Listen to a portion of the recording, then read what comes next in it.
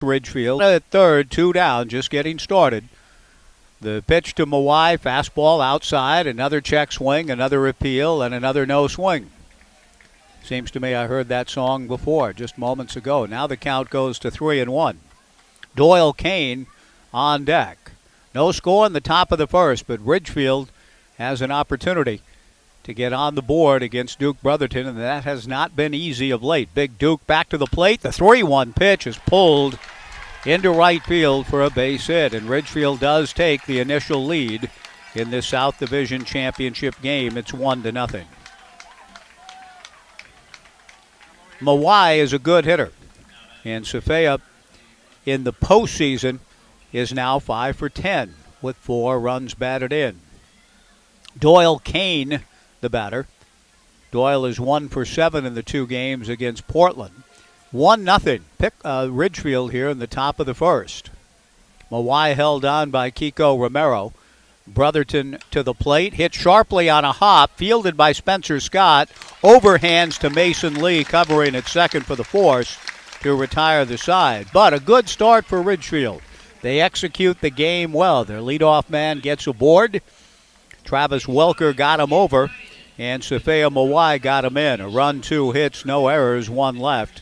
We go to the bottom of the first. Ridgefield 1, the Knights coming up on 1240 Joe Radio.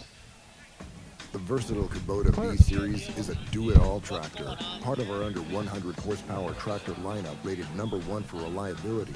You can run powerful attachments that can be easily switched out. The Kubota B Series. Talk to your local Kubota dealer today to schedule a demo. Go to KubotaUSA.com for full disclaimer. Your local Kubota dealer is Lynn Benton Tractor on Highway 99E in Tangent. See it at lynnbentontractor.com. When you think of Albin's, you think plumbing. And when you think of plumbing, you think water. Hi, this is Katie Albin. Some plumbing projects don't have anything to do with water. At Albin's Plumbing, we also work with natural gas and propane lines. So if you need a gas line for home heating, cooking, or for a gas water heater, give us a call. At Albin's Plumbing, plumbing's all we do. Call 754-8282. Albin's Plumbing. Does your financial advisor take the time to really listen to you? Is your financial strategy personalized for you and your family? Will your financial advisor be there as your life and financial situation change? Hi, I'm former Oregon State athlete Tim Ewis, your Corvallis Edward Jones financial advisor. When we work together, we'll focus on what's important to you. We'll use an established process to create a personalized financial strategy backed by the advice, tools, and resources to help you reach your goals. And we'll partner to help your strategy stay on track. Contact me today, 541-758-8245. Edward Jones, member SIPC. 1240 Joe Radio. 1-0 Ridgefield as we go to the bottom of the first inning. Nate Wheeldryer staked to that 1-run lead and will face the following lineup as announced by head coach Brooke Knight. For the Knights, leading off and playing center field, Jonah Advincula. Batting second in right field, Ryan Stafford. Hitting third, the designated hitter, Logan Johnstone. Briley Knight, the cleanup hitter in left field. Batting fifth at first base, Kiko Romero. Tyler Quinn hitting sixth at third base. Tanner Smith batting seventh and catching. Mason Lee hitting eighth at second base. Spencer Scott batting ninth at shortstop. And Duke Brotherton touched for a run in the top of the first inning on the hill. Nate Wheeldryer out of Gonzaga from Auburn, Washington, and going to school at Gonzaga, ready to go to Jonah Advincula. Kicks and comes to the plate. Jonah shows bunt, takes low, ball one, 1-0.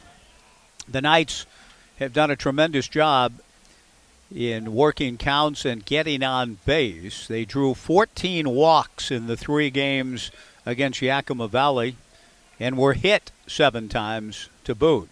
The 1-0 pitch, Advincula swings and fouls it back. 1-1 to Jonah. Jonah himself went 2 for 6. He scored 3 runs, drew 5 walks, was hit by a pitch, and stole 4 bases. So a very productive and balanced series for Jonah Advincula, trying to show the way against Nate Wheeldryer. 6'1", 197-pound right-hander who delivers a drag bunt up along first. If it stays fair, it'll be a hit, but it rolls foul. Wheel Dryer doing a nice job. The fans here cheering what appeared to be a perfectly executed drag bunt. But the ball did, halfway up the line, begin to roll to the right and ends up being a foul ball. But a nice try by Advincula, trying to drag his way aboard. 1-2 the count, 1-0 Ridgefield, bottom of the first. I see KEZI arriving over to the left, opposite of where I'm situated, outside the McGrath family press box. They were at the Beavers football scrimmage earlier today, so I hope they've made a day of it in our beautiful town. 1 ball and 2 strikes to Jonah Advincula. Big leg kick from Wheel Dryer, and the right-hander misses outside. Ball 2, 2-2. In his last start and last outing against the Knights last Friday, he went 6 innings, allowed 4 hits, 2 runs, both earned, a walk and 4 strikeouts. Wheel Dryer peering into Isaac Lovings, kicks and comes to Advincula. Jonah lifts it foul beyond the Knights' dugout on the third base side. The count remains 2-2. Wheel Dryer's battery mate, Isaac Lovings, with Safea Mawai at first base, Jake Sukata at second, Travis Welker at short, Mikey Kane at third, Doyle Kane in left, Austin Cavanis in center, Trent Prokes in right. 1-0 Ridgefield, bottom of the first. Wheel Dryer to the plate and hits Advincula. Jonah hit on the front foot, buckles to the ground. He was trying to jump out of the way of the pitch. And here he goes down to first base, doing his job as he did so well against Yakima Valley. The numbers indicate as much. The 5 free passes and getting hit by a pitch. He's hit to open the bottom of the first. And the Knights' leading base stealer, 4 of them in the series against Yakima Valley, is aboard, representing the tying run. Ryan Stafford, the Knights' leading hitter in the 3-game series against the Pippins, 6 for 11, stands in. Wheel Dryer set. The pitch to Ryan runs down and in. Ball 1, 1-0. Stafford 6 for 11 with 3 runs batted in to lead the way for the Knights in their come-from-behind series win over Yakima Valley. The Knights need to come from behind tonight, albeit just a 1-run deficit early. There goes Advincula. The pitch is a ground ball to the left of the second baseman, Jake Sukata. Sukata throws out Ryan Stafford. Ryan has done a good job in the 2-hole, what little experience he's had there with the Knights. And with a count of 1-0, again, I thought Ryan might take a pitch. I've seen him take pitches on behalf of Advincula ahead of him. And with a 1-0 count, he probably had some latitude there. Advincula would have had the base stolen. So Ryan, who's been the Knights' hottest hitter, swinging at the 1-0 pitch, grounds out. And now Logan Johnstone, the designated hitter, at the plate. The Knights trying to pull even here in the bottom of the first. Wheel Dryer delivers. Johnstone takes low. Ball 1, 1-0. Wheel Dryer on the season, just 3 starts, 14 2/3 innings, 11 hits, 8 earned, 3 walks, 9 strikeouts, a record of 1-0 and an ERA of 4.90. The best of his 3 outings against the Knights 8 days ago. 1-0 Ridgefield, bottom of the first. The 1-0 pitch is low and inside from the big fella. Ball 2, 2-0 to Logan. Johnstone went 2 for 9 against Yakima, scored 2 runs with a double. The spray chart studied by Coach Cota and the Ridgefield Raptors staff has second baseman Jake Sukata playing several steps out and way over to his left in shallow right field. The shortstop playing back up the middle. The pitch to Johnstone is low for ball 3, 3-0. Briley Knight on deck. The Knights trying to win and play their way into the opportunity Monday night to win a 6th consecutive West Coast League championship. If the Knights win, it'll be Monday night here, 6:35 against either Bellingham or Wenatchee. The 3-0 pitch to Logan is low and inside for ball 4. And the Knights are off to a fairly typical start in terms of commanding the strike zone and finding their way on base. A hit batter, a walk. Briley Knight, the hitter. A good crowd coming in on this Saturday evening. And again, these are the fans that know the shot, that know the score, and are all in trying to support the home team in its quest to win another championship. 1-0 Ridgefield, bottom of the first. Wheel dryer with the runners bluffing, steps off the rubber. Advincula and Johnstone both pretty aggressive leads. Briley Knight 1 for 6 against Yakima Valley, but walked 3 times and was hit by a pitch. Trying to pull the Knights even here in the bottom of the first. Big Nate set, the pitch on the way, taken down and in. Ball 1-0. Tyler Raskin is the pitching coach for the Ridgefield Raptors. The head coach, Chris Cota, Nick Allen, the other coach for this outstanding club and organization. 1 ball and no strikes the count to Briley Knight. With 2 on, 1 out, bottom of the first, the Raptors with the initial 1-0 lead. Wheel dryer set, and Nate to the plate. Briley swings and pulls it foul past Coach Nags. Ed Nags in the first base coaching box. Brooke Knight, Briley's papa, over at third. Brooke in his 14th season and is hoping to help skipper the Knights to a 9th West Coast League championship. Jonah Advincula at second. Logan Johnstone at first. Briley Knight at the plate. 1 ball and 1 strike the count to Briley. Wheel dryer out of the stretch. And comes back 1-1. Breaking ball away. Ball 2, 2-1. The Knights have done a nice job here with command of the zone in the bottom of the first. Kiko Romero on deck.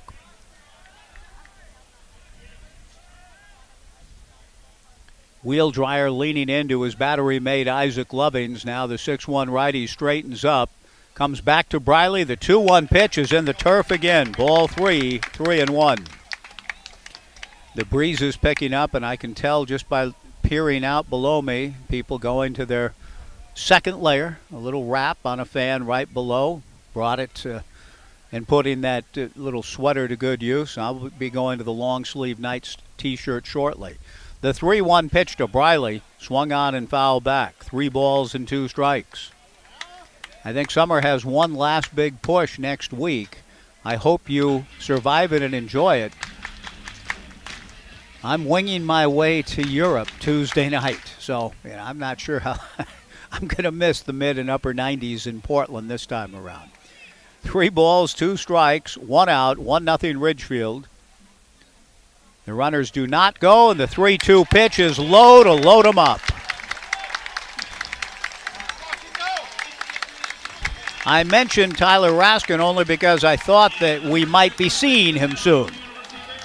With a hit batter and 2 walks, and indeed we do. Tyler out to the mound for a conversation with Nate Wheeldryer with the bases loaded and 1 out for Kiko Romero. Brooke Knight takes the opportunity to come over and visit with someone or head down into the Knights dugout.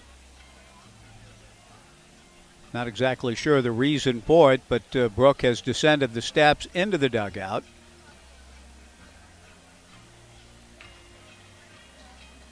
While Coach Raskin tries to help Nate Wheeldryer kind of get in a better frame of mind and attack the zone here. The Knights with an opportunity to not only tie the game, but could take the lead with a base hit.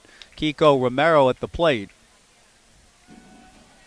Bases loaded, 1 out. The Raptors will play their infield at double play depth. Kiko went 1 for 8 in the series against Yakima Valley.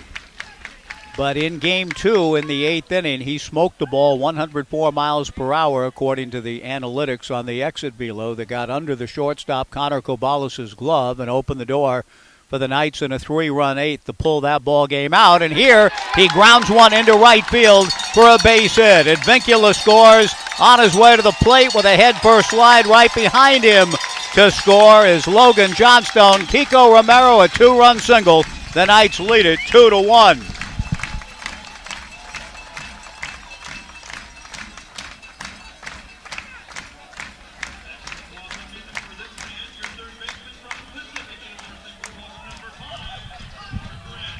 On the play, Briley Knight stops at second. Tyler Quinn, the batter. And the Knights' leading RBI man during the regular season comes through here in the postseason in the South Division Championship game and gives the Knights the lead in the bottom of the first. Tyler Quinn had an excellent series against Yakima Valley. 2 on, 1 out. Briley Knight at second, Romero at first. Fastball just outside from Wheeldryer. Ball 1-0. No one throwing yet in the Ridgefield Raptors bullpen. Can't wait around too long in a winner-take-all affair, but we are only in the bottom of the first. Wheeldryer has not been sharp yet. Nate ready, and the 1-0 pitch taken low. The ball bounces off the mid of Lovings, but not far enough for Briley Knight to advance. And the count to Tyler, 2 balls and no strikes. Tyler went 4 for 12 against Yakima Valley. He scored 3 runs, led the team with 4 RBIs, including a 2 RBI suicide squeeze. He had 2 doubles in the series. Knight at second, Romero at first, 2-1 Knights, bottom of the first inning. The 2-0 pitch, outside, ball 3, 3-0. Tanner Smith on deck.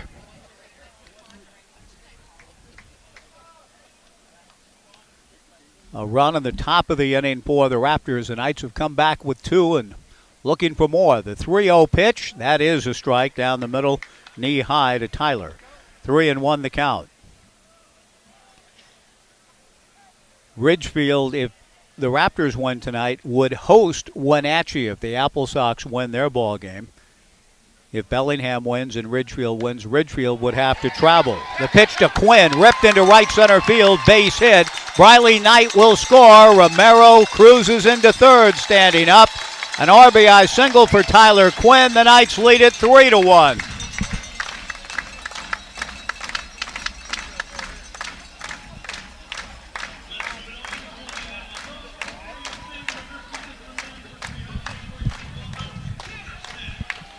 Now, Nate Wheeldryer's control issues have certainly hurt him badly here in the bottom of the first inning. He hit Jonah Advincula to open the frame. He's walked 2, and all 3 freebies have been cashed in. Advincula, Johnstone, and Briley have each scored on the base hits by Kiko Romero and Tyler Quinn. Now Tanner Smith at the plate. And the pitch on the way to Tanner is a fastball down and away, ball 1, 1-0. The inning has been long enough and productive enough that Duke Brotherton is heading back to the bullpen to get some more work in between innings. 1 ball and no strikes to our pregame show guest, Tanner Smith, who hammered a 2-run home run here Thursday, his longest of the summer. The 1-0 pitch, he swings and doesn't get it. The count 1-1. Kiko Romero at third, Tyler Quinn at first, 3-1 Knights in the bottom of the first inning. Tanner looking for at least a scoring fly ball here. Doyle Kane just a few steps off the warning track and swung around towards the gap in left center. Wheeldryer out of the stretch, turns and throws to first. The ball bounces off the mid of Safea Mawai. Kiko Romero stays put at third. 1 ball and 1 strike the count to Tanner. I asked him about his walk-up song that he used last summer. Revived it when he first got here this year. Careless Whisper. I said, did your parents give that to you? He said, no, I found that on my own. Good musical taste. The 1-1. Swung on and missed. Waved at and missed. And the count goes to 1-2. Big breaking ball from Wheeldryer. Tanner out in front. In this case, Tanner with 2 strikes will try to take, I'm sure, a 2-strike approach. Spread out a little bit, make sure he covers the plate, and try to get some lift to get Kiko home. The 1-2 pitch, a line drive, caught by Travis Welker. The throw back to first is off the bag. Safea Mawai has to go get it and thus that prevents an inning-ending double play. Tanner hit the ball hard, but he's an out. If Welker would have thrown accurately, Tyler Quinn would have been doubled off. 2 down, and here's Mason Lee with runners at first and third. The Knights have scored 3 times. Mason is a hungry hitter. He's 0 for 13 in the postseason, but defended extremely well in the 3-game series. He takes high, ball 1, 1-0. Did have an RBI and a stolen base. 3-1 Knights, bottom of the first inning. Nate Wheeldryer really battling himself here in the bottom of the first inning. Lack of command of the zone has given up 3. The 1-0 pitch on the way is a strike to Mason. The count 1-1.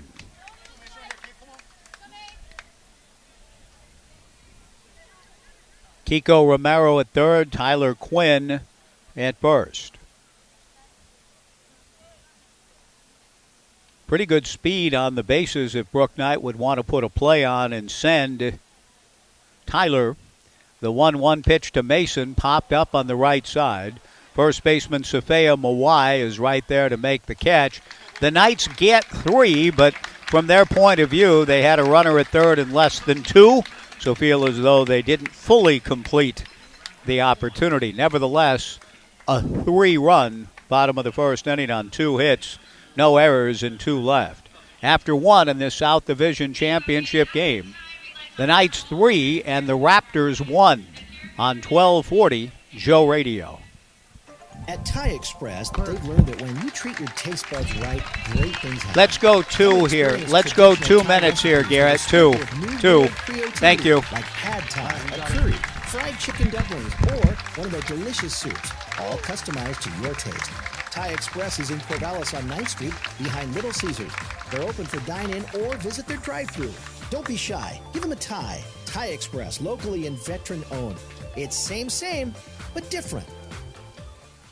Taste the incredible flavors of India at Evergreen Indian Restaurant. Enjoy delicious made-to-order Indian cuisine using traditional recipes and fresh ingredients, including a variety of entrees and tandoori specials. Evergreen Indian Restaurant is open for takeout orders from 11:30 to 2:30 p.m. and open for dine-in and takeout from 5 p.m. to 9 p.m. daily except Tuesdays. View the menu and order online at evergreenindianrestaurant.com on Southwest 3rd in downtown Corvallis and West 7th in Eugene. Evergreen Indian Restaurant. Dave's Performance Hybrids is the Willamette Valley's Prius experts and your Toyota dealer alternative. Dave's is now offering hybrid battery warranty extension for every Prius. If your Prius has an original battery or was replaced somewhere else and has expired, invest in Dave's hybrid battery warranty extension before it fails and save 50% off the price of a 1 to 5 year warranty, including testing. Need an oil change? Get $20 off your next oil service at Dave's Performance Hybrids. Off I-5 and Highway 20 in Albany. Online at davesperformancehybrids.com. Is there ever a reason you wouldn't want to feel confident? I didn't think so. Yeah. At the Natty Dresser in downtown Albany, confidence is exactly what we want to inspire. When you wear quality clothing that fits you perfectly, you feel great and act with confidence. Don't just dress for where you are, dress for where you want to be. The Natty Dresser, purveyors of quality menswear on the west end of 1st Avenue in historic downtown Albany. Dress well, be confident, find success. 1240 Joe Radio. Riley McCarthy taking a first pitch strike from Duke Brotherton with the Knights leading 3-1 going to the top of the second. The strike one breaking ball from the 4th generation Washington State Cougar in the turf. Ball 1-1. Riley McCarthy, Mikey Kane, and Isaac Lovings. Fastball spotted up nicely on the outer third by Duke. 1-2 the count to Riley McCarthy out of Mountain View High School across the river in Vancouver. He plays baseball on the other side of the river at the University of Portland. Brotherton's 1-2 pitch, a chopper towards third. Tyler Quinn backs up, fields, throws low, and Romero not able to dig it out. And that's an error on Tyler Quinn on the throw to open the top of the second inning. And that'll bring to the plate Mikey Kane, the Oregon State-bound third baseman. That's a tough start to the inning. The Knights rolling with momentum, get 3 in the bottom of the first. And instead of just kind of keeping those wheels turning, possibility of a door being opened in the form of the throwing error. Tyler Quinn dealing with a tough sun at third. Brotherton's fastball to Mikey, a strike, and the count 0-1. Not to say that he lost the ground ball in the sun per se, but the ball coming off the bat is not that easy to pick up, and he kind of got caught between hops, had to back up and play it while backing up instead of with momentum. The strike one fastball just missed, and the count 1-1 to Mikey Kane. And then perhaps felt he needed to hurry the throw, and he threw it into the turf. Kiko not able to make the dig. McCarthy aboard on the error. 1 ball and 1 strike to Mikey Kane. 3-1 Knights in the second.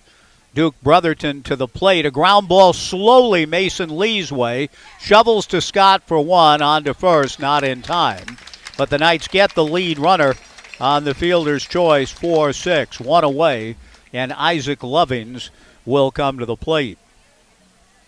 Isaac playing at Pacific University out of Sunset High School. Isaac stepping in after going 1 for 9 in the 2-game sweep of the Portland Pickles. 3-1 Knights in the second. Brotherton comes set. And Duke to the plate and misses low. Ball 1, 1-0. Time will probably fail, and I don't think that I'll be able to share my appreciation the next couple of ball games tonight and come Monday, which I fully anticipate we'll have one more broadcast Monday. The 1-0 pitch on the way from Duke, a strike, and the count 1-1. It was a real pleasure to meet Brad and Amy earlier this year, Duke's parents, Ryan Stafford's folks, Dave and Lisa, Roger Gartrell, Brady Malett's sister and grandparents, Mackenzie, Dalton, Jay and Susan. The pitch on the way misses low, ball 2, 2-1. Thank you all for taking time to come up and say hello. Don Darby, Xander's dad's Don, no longer with the team. Brady Lavoie's folks, Mark, and got to visit also about Lisa, Brady's mother. The 2-1 pitch on the way from Brotherton, low, ball 3, 3-1 to Isaac Loving. Brad and Carrie on Johnstone. Jeremy or Advincula, Jonah's father, Jeremy or Jeremiah. My apologies for not remembering Gina, Neil Feist's mother. Thanks to all of you for taking time to come by along the way and say hello during the summer of 2022. The 3-1 pitch, a fly ball into shallow left field. This is going to drop for a base hit. Center fielder Jonah Advincula plays the Texas leaguer on a hop. And into second base goes Mikey Kane. Austin Cavanis, the batter. 3-1 Knights in the top of the second inning. But an inning that began on a disappointing note and gives the Raptors a sense of life here in the second. Knights baseball has been presented all summer by All Pro Property Services, family-owned All Pro Property Services. They've helped thousands get the best out of their properties from investment, renovations, facility services, housekeeping, and move-out cleans. All Pro Property Services has the bases covered. The pitch to Cavanis in there for a strike. 0-1 to Austin. Cavanis 2 for 5 in the 2-game sweep. He hit .290 during the regular season for the Raptors.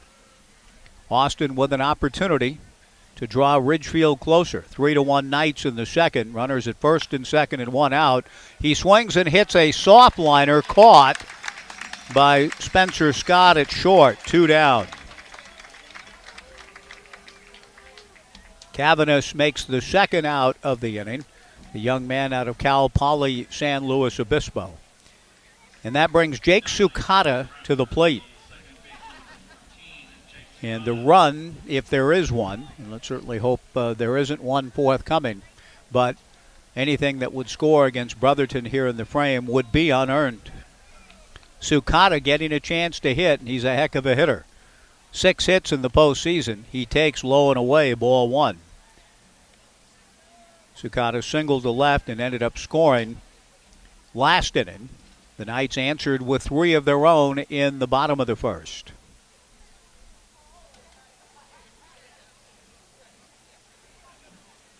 Two on, 2 out. A 2-run Knights lead. Duke trying to keep it that way. Delivers on the inside corner for a strike to Sukata. 2 balls and 1 strike the count. Sukata, good ball player out of the University of Portland, and has had an outstanding summer. Left-handed hitter awaits Brotherton. The 1-1 pitch on the way is sliced down the left field line towards the TNT Builders party deck. Foul. It's one of the few times all summer that I don't see a soul on the party deck. There are some workers down there. That may be Cameron chasing after, I think it is, after a loose ball on the top of the party deck, but I'm not seeing any revelers or partiers tonight out there. 1 ball and 2 strikes all summer long. There have been festive gatherings in the left field corner. The 1-2 pitch to Sukata is high from Duke. Ball 2, 2-2. 3-1 Knights, top of the second inning.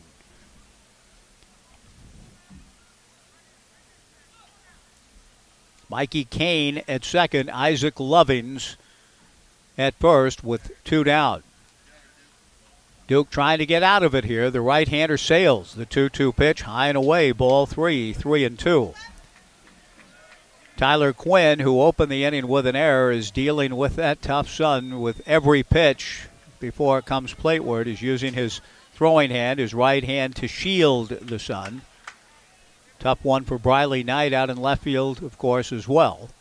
And center fielder Jonah Advincula also trying to get a better look, using his gloved hand to shield the sun. The runners go. The 3-2 pitch is off the mid of Tanner Smith to the backstop for ball 4. Jake Sukata is just flat out a good hitter, good ball player. He was down in the count 1-2, and he's on base again. He singled last inning and scored. He walks to draw the bases loaded, and now Travis Welker, the hitter, and Welker is a heck of a hitter. Travis hit .331 during the regular season with 24 runs batted in. And Welker, the leader in RBIs in the series against the Pickles with 4, has a chance to pull his ball club even here in the second. Brotherton from the windup delivers very high, ball 1, 1-0. Duke has had to kind of deal with adversity from the outset of the inning. It looked as though 1 out, nobody on, and he might be able to cruise through. Instead, the error has created some pressure from the get-go, and now Brotherton trying to deal with it and get through it and keep the lead at 2. The 1-0 pitch, very high, and Tanner Smith asked for time and is on his way out to talk to Duke Brotherton with a big pitch in the ballgame right here. 2 balls and no strikes. The Knights leading 3-1, and Bo Kearns is going to join the conversation as well. This has been a labor here in the second, no question about it. Sean Weiss gets up and will head down to the Corvallis Knights bullpen. He pops out of the dugout. Brooke Knight, Bo Kearns, and Yoongjin Yoon had told me before the game that no matter the circumstance, whether early, middle, or late, that Sean Weiss would be the first up and first to be deployed out of the bullpen tonight. Unfortunately, it's on the early side right now, and Duke hopes to kind of rediscover the good stuff that he's had over his last several outings. As I mentioned, coming in over his last 3 outings, 16 innings pitched and only 2 earned runs allowed. But he gave up a run on 2 hits last inning.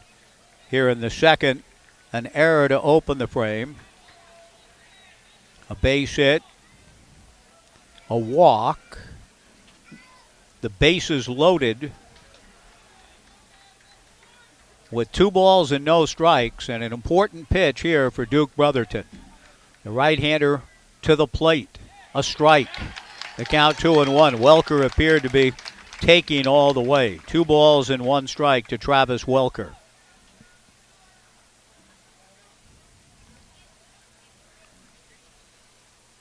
Welker out of Fresno State swings. It's a ground ball back up the middle, fielded by Spencer Scott, and shovels to Mason Lee at second for the force, and Brotherton works his way out of it. Nice work by Duke.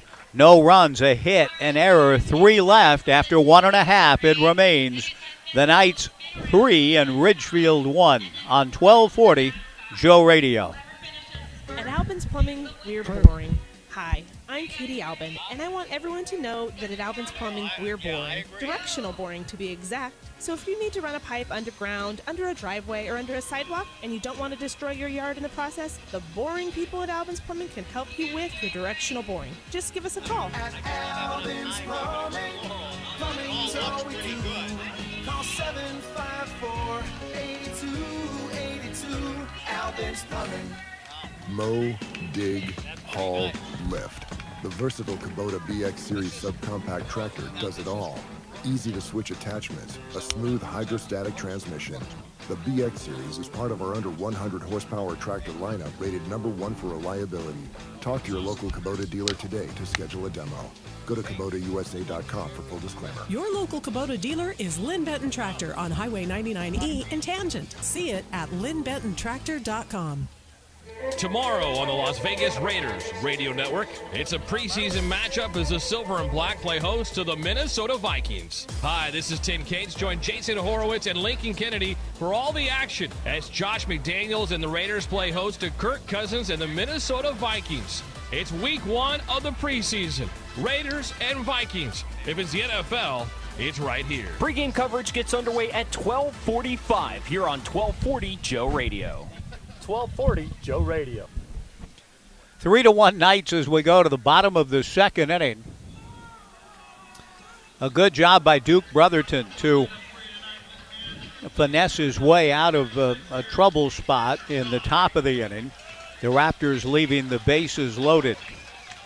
And now before this outstanding Saturday evening playoff crowd, Spencer Scott in the 9-hole after the Knights sent 8 and scored 3 in the first. Leads things off against Nate Wheeldryer in the second, and the first pitch from Nate is high and inside. 1-0 to Spencer, 3 for 11 in the 3-game series against Yakima Valley with a double and 2 RBIs. Wheeldryer with a big leg kick delivers. Scott shows bunt. The 1-0 pitch runs down and in. 2 balls and no strikes. Jonathan Smith and Trent Bray were both talking yesterday, the Oregon State head football coach and defensive coordinator respectively, about popping over here after today's scrimmage and film study and all of that and taking in some Knights baseball. Jonathan was really peppering me with a lot of questions yesterday about that he hasn't been to a Knights game all summer, but just how the team was doing, who's on the team, etc. So I'm hoping to see Coach Smith pop in along with Coach Bray and others from the staff after their hard day of work with the scrimmage across the way. The 2-0 pitch missing high, ball 3, 3-0. Wheeldryer delivers a 3-0 pitch knee high for a strike. The count 3-1. That will be my last look at the Oregon State football team, at least in a scrimmage setting. I'll get to see a little bit of their practices the next couple of days, and then not quite my usual preparation for a football season the next couple of weeks. The 3-1 pitch to Spencer Scott rocks him back up and in, ball 4. And Jonah Advincula will come to the plate. I'm usually not on the Thames or in Marseille as the Beavers are getting ready for their opener in September. But I'm grateful to say that this time around, places I've never been. And it's almost had a Seuss-like feel for me lately. Reading every National Geographic I've ever owned, I've been plying, getting ready for the trip. Oh, the places you'll go. The Seuss feel that, thanks to my daughter, really looking forward to it, leaving Tuesday night out of PDX. Breaking ball to Jonah Advincula showing bunt, a strike, and the count 0-1. Jonah backs out, has a look at Brooke Knight down in the third base box. Westminster Abbey, St. Paul's Cathedral, Tower of London. And we're going to Italy, too. Just Florence. I can't believe it. I really can't. The strike one pitch, taken for a strike by Jonah. Again, running up as if to bunt. 0-2 the count. 3-1 Knights, bottom of the second inning. And the Churchill War Room, one of the places that Lydia's already got slotted for us. Really looking forward to that as well. Going to Normandy, where my dad landed on June 6th. The strike two pitch on the way. Good job by Jonah. Slapping it foul to stay alive. No balls and 2 strikes. So those will be, I'm sure, experiences that probably a once in a lifetime and hard to even get my mind around. But I will occasionally, the mind will drift to the Beavers and their preparations for Boise State, September 3rd. I hope to be back for the call. Spencer Scott at first, 3-1 Knights, bottom of the second. The strike two pitch, a changeup, slapped into left field, base hit. Rounding second and holding is Spencer Scott. Jonah Advincula staying back and serving the change the other way. Good piece of hitting by Jonah. And the Knights with 2 on and nobody out in the bottom of the second inning, leading 3-1. And Ryan Stafford, the batter. First and second with nobody out, and this is a situation that Brooke will often ask his hitter, no matter whom it may be, to lay a bunt down. Stafford had 1 sacrifice during the regular season. We'll see if Coach Knight's asking him to give himself up here. He is, and it's an excellent bunt. Mikey Kane fields and throws to first. Maintaining contact with the bag was the second baseman, Jake Sukata, for the out.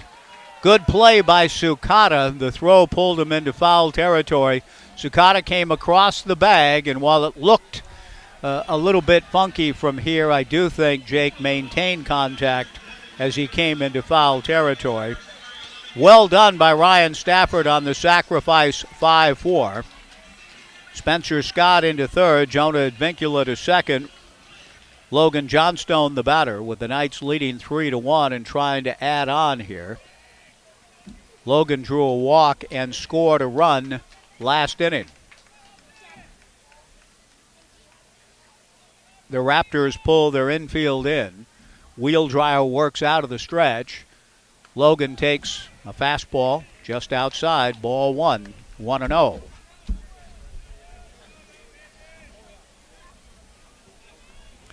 Three to 1 Knights with a huge opportunity to create some significant separation early in this ball game. Mawai, Sukata, Welker, and Kane all at the edge of the green here at Goss Stadium. The pitch to Johnstone just inside, ball 2, 2-0. Briley Knight, who also walked and scored last inning, on deck. The Raptors do have activity going in their bullpen now. Right-hander Easton Culp getting ready back of Wheel Dryer. Nate takes a little time back of the rubber to tie up his right spike. And now he'll put his right foot up against the slab and continue to work out of the stretch with the bases loaded and 1 out. The Knights leading 3-1. 2 balls and no strikes to Logan Johnstone. Wheel Dryer to the plate. The 2-0 pitch just misses. Ball 3, 3-0.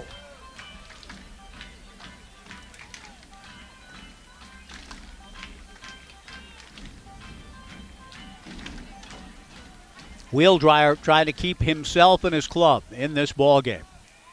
Easton Culp continues to throw back of him. Nate from the stretch. The 3-0 pitch. The green light. Swung on and hit foul back of the plate. This will carry out of play into the Jack Riley concourse down below us. And the count goes to 3-1. Logan green lighted 3-0. And as I said, I don't have numbers in front of me at the major league level. Push a button here and there. How many green lights have been given on 3-0 pitches to left-handed hitters between the first and fifth innings in 2022? A couple of buttons, you'd have that instant communication, instant data tabulation. But I'm just saying, a lot more green lights this summer than I've ever seen. Now it's 3-1. Johnstone takes low on the 3-1 pitch for ball 4 to force in a run. Spencer Scott down the line from third. The Knights lead it 4-1 with the bases loaded. Logan picks up the RBI, and Briley Knight the batter. A long way to go here.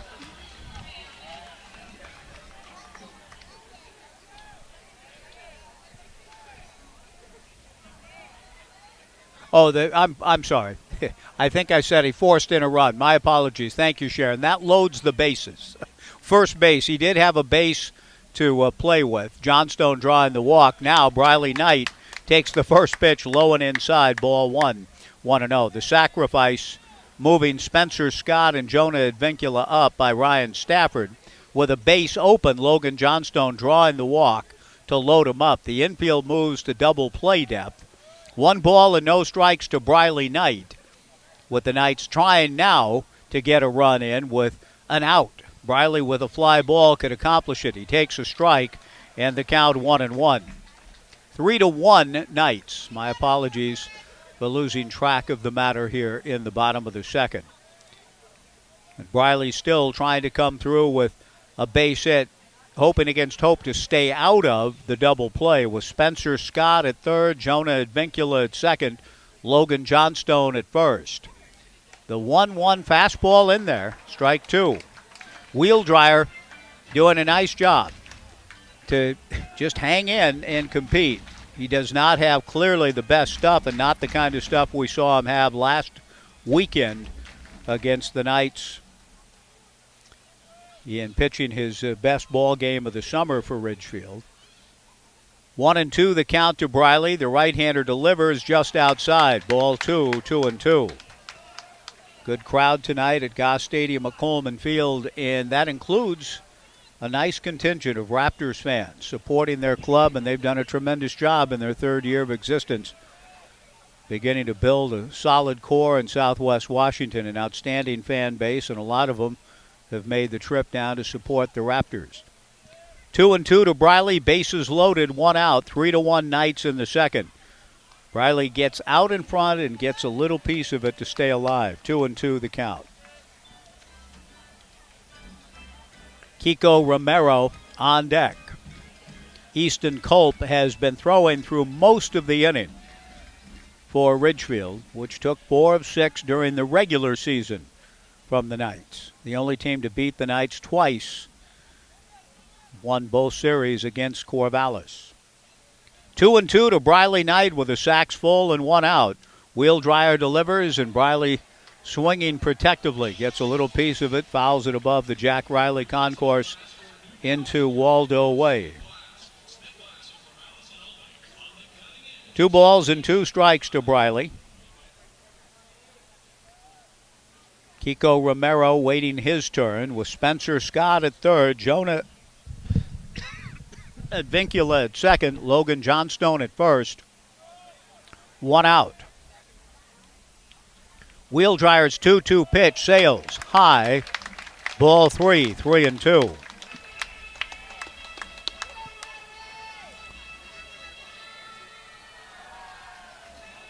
Wheel Dryer's control betrayed him last inning in the form of a hit batter and 2 walks, and all 3 scored.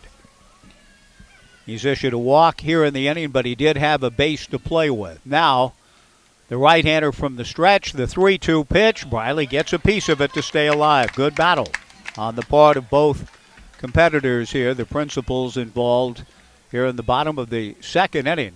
In a ball game that's shaping up to have us enjoy a nice long evening at the ballpark. It has been we're almost 2 hours in and not even done with the second inning. 3-2 to Briley Knight. Sacks full, 1 out. The 3-2 pitch, pounded foul again by Briley. Get a little piece of it to stay alive.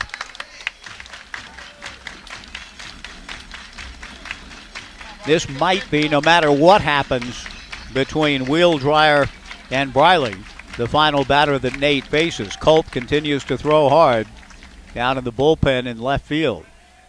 Spencer Scott at third, Jonah Advincula at second, Logan Johnstone at first, 1 out.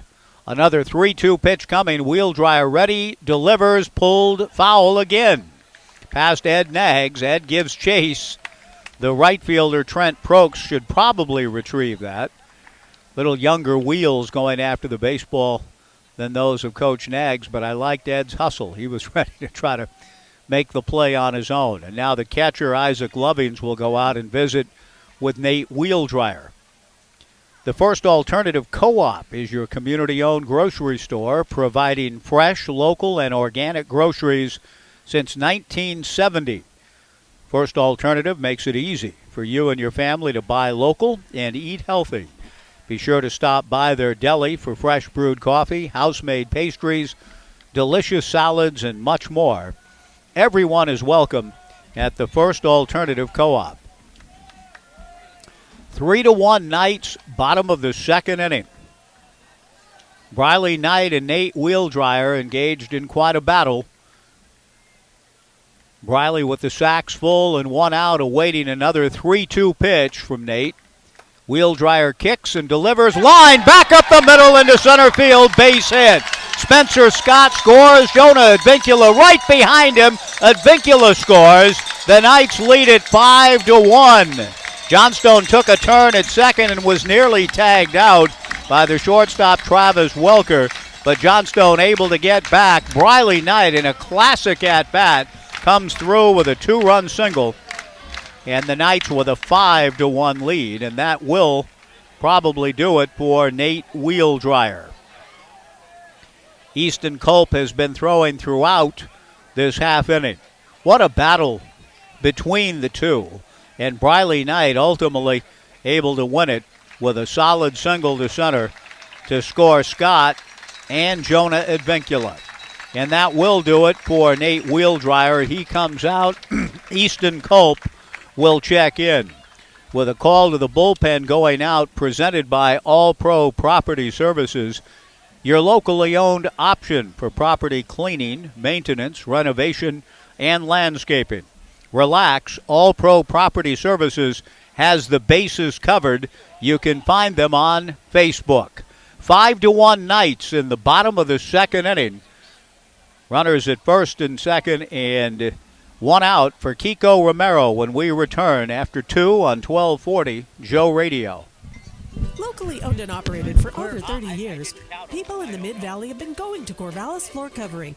They thank their many friends and customers for your continued support and look forward to working with you on your next remodeling project. Browse through their large showroom with a beautiful selection of carpet, countertops, sheet vinyl, linoleum, tile, hard surface floors, and window coverings from all the popular brands. Corvallis Floor Covering, corner of 2nd and Van Buren downtown, or log on to corvallisfloorcovering.com. Shop local. Shop Corvallis Floor Covering. Downward Dog across the Ocean campus is serving up cold drinks and tasty food on their sunny patio. Burgers like the Hangover Helper or Double Trouble. If you prefer, substitute a house-made veggie patty and enjoy appetizers, wraps, salads, and sandwiches. And breakfast is served until 2. The food at Downward Dog is made fresh from scratch and locally sourced whenever possible. And they specialize in mouth-watering handcrafted cocktails and thirst-quenching local microbrews. So stop by the Downward Dog today. Open 7 days a week from 10 a.m. until 10 p.m. on 23rd and Monroe across the OSU campus. Ohio State's in the Big Ten, Alabama, the SEC, Oregon State, the Pac-12, and Independent Auto Works, they're the league of their own. When it comes to Volkswagen repair, service, and parts, Independent Auto Works has been hitting a home run for over 50 years, and they work on other makes and models too. They're on 13th Street near the OSU campus in Corvallis. Independent Auto Works, the guys you can trust. Your satisfaction is our success. Independent Auto Works. We set them up, you knock them down. All that stuff up front. Want to get out of the house, do something fun this fall? Fall leagues are now forming at Highland Bowl. Hey, a fall league is good exercise. It's inexpensive and it's perfect for beginners. With lots of different leagues to choose from each week, you're sure to find something that works for you. For more info, call or stop by Highland Bowl. They're on 9th Street in Corvallis, or log on to highlandbowl.com. We set them up. How soon are we back? I'm sorry, I've been away. How soon are we back? Now? Now. Yeah. Joe Radio. Easton Cope to Kiko Romero. First pitch strike. 0-1 the count. 5-1 Knights. Bottom of the second. Kiko a 2-run single in the first inning. Briley Knight just delivered a 2-run single to knock Nate Wheeldryer out of the game. And now Cope comes back to Kiko with a strike one pitch outside. Easton 6'4", 185 out of Umpqua Community College. Taking over for Nate Wheeldryer as the Knights try to take full command of this one. Kiko swings and fouls it Waldo away, and the count moves to 1-2. Logan Johnstone at second, Briley Knight at first. I have a tremendous indebtedness tonight to Briley's grandmother. Brooke's mother, Jan, has delivered a great gift to me up here in the press box area. Kiko twists away from a pitch a little low and inside. Jan, if you're listening, I don't know what to say, but thank you for everything. I think if I could pack this and take it to Europe, I think I'd have enough food for the 2-week journey. That is very generous of you. Thank you so much, Jan. What a blessing. 2 balls, 2 strikes, 2 on, 1 out. The pitch to Kiko, swung on and fouled back. And it remains 2 balls and 2 strikes to Kiko Romero. Plus, I'm told that this cooler is also part of the gift. And even if you didn't intend that, Jan, it's too late now. No, I'm sorry, but the cooler looks fantastic. Thank you. 2 balls and 2 strikes to Kiko Romero. The Knights leading 5-1. Culp delivers off speed, swung on and missed. Strike 3, 2 down. Tyler Quinn, the batter. Kiko pauses to try to pass a little intel along to Tyler, with Easton Culp coming out of the bullpen and getting a big out to open his outing. Culp appeared in 11 games during the regular season, 26 2/3. 25 hits, 14 earned, 8 walks, 22 strikeouts, a record of 2-0, an earned run average of 4.72. He delivers to Tyler Quinn down and away, ball 1. Tyler an RBI single last inning. The ball game an hour and 4 minutes old, and we're still in the second. The 1-0 pitch is in the turf, ball 2, 2-0. The games have had a pretty good pace to them of late. But tonight, it's kind of the outlier. 2 balls and no strikes to count. The Knights leading 5-1. And trying to add to the advantage with Johnstone at second, Briley at first. Culp's 2-0 pitch outside, ball 3. Tanner Smith on deck. Ridgefield got a run in the top of the first inning, but the Knights have answered in a big way. 3 in the first, 2 here in the second. 3-0 to Quinn. We'll see if the instant data tabulation has him swinging. No, he takes a strike, and the count 3-1.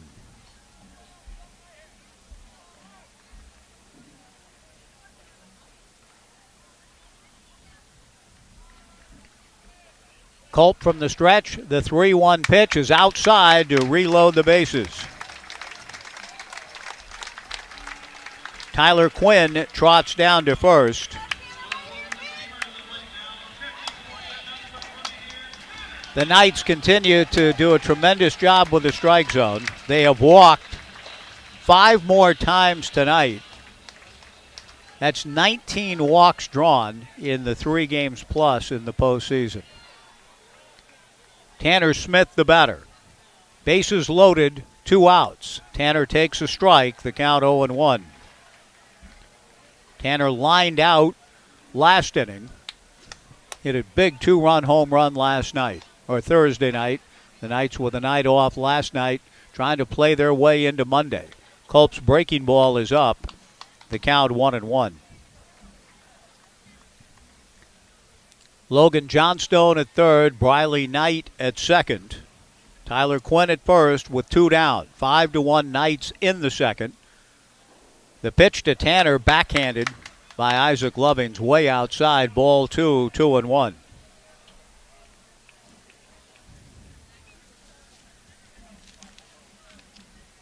Easton did not pitch in the 2-game sweep of the Portland Pickles. Bases full with 2 outs. The pitch to Smith is ripped foul into the Knights dugout area. Nathan DeShriver was right there. I hope is okay. He sat down immediately after that ball came over there, looking into the dugout. DeShriver with everybody's kind of nervously laughing about it in the aftermath, so I guess everybody's all right. That ball got smoked into the dugout. The 2-2 pitch to Tanner, lifted to right and playable. Trent Prokes coming in and is there to make the catch. The inning is over. The Knights get 2 more in the inning. They leave 3. We are through 2. It took a while to get here, but so far so good for the Knights. Corvallis 5 and Ridgefield 1 for the South Division Championship here at Goss on 1240 Joe Radio. If you are a veteran and live in Lynn County, there are benefits and services available to you at Lynn County Veteran Services. You've earned them. Use them. Call 541-926-3882 and take advantage of what you've earned. Home loans, disability compensation, health care, transportation, and more. Lynn County Veteran Services is here to help you. If you are a veteran and live in Lynn County, call 541-926-3882 and thank you for serving your country. Lynn County Veteran Services, serving our local veterans. This is Mike Parker for Even Flow Plumbing, your trusted award-winning plumber for the Mid-Valley. Even Flow specializes in complete plumbing and drain cleaning solutions for residential and commercial jobs. They treat your home like it's their home, and their flat-rate pricing means no surprises at the end of the job. Even Flow takes pride in doing the job right the first time. Just call 541-738-8853 for all your plumbing needs. When you need a pro, go with the flow. Even Flow Plumbing. For auto glass solutions, better call the glass man. Call 541-760-2277. Call the glass man. Need your auto glass repaired or replaced? Need to recalibrate your advanced car safety system? Don't call that 800 number. Call the glass man. For auto glass solutions, better call the glass man. Call 541-760-2277. Call the glass man. 1240 Joe Radio.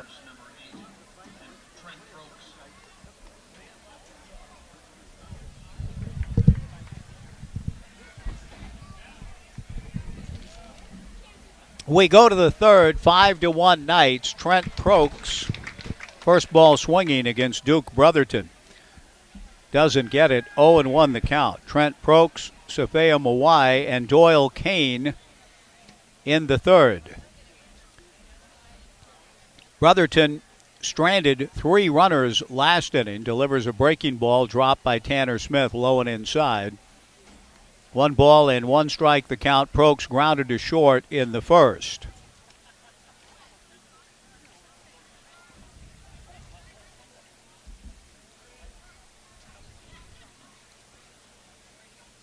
Duke rocks, kicks, comes to the plate, delivers a breaking ball for a strike. 1-2 the count. Duke, Neil Feist, and Sean Weiss combined on a 6-hit shutout here a week ago against Ridgefield. Fastball swung on and missed, strike 3. 1 away, the first strikeout for Duke Brotherton. And Safea Mawai, who singled home a run in the first inning, will come to the plate. That gave Ridgefield the initial 1-0 lead. The Knights have responded well with 3 in the first and 2 in the second.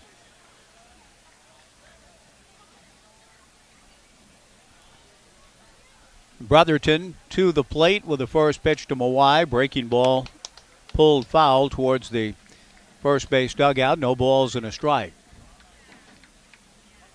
If the Knights are able to win here tonight, Monday night for the championship against either Bellingham or Wenatchee, Matt Scott would get the baseball. The strike 1 pitch swung on and fouled at the plate. 0-2 the count.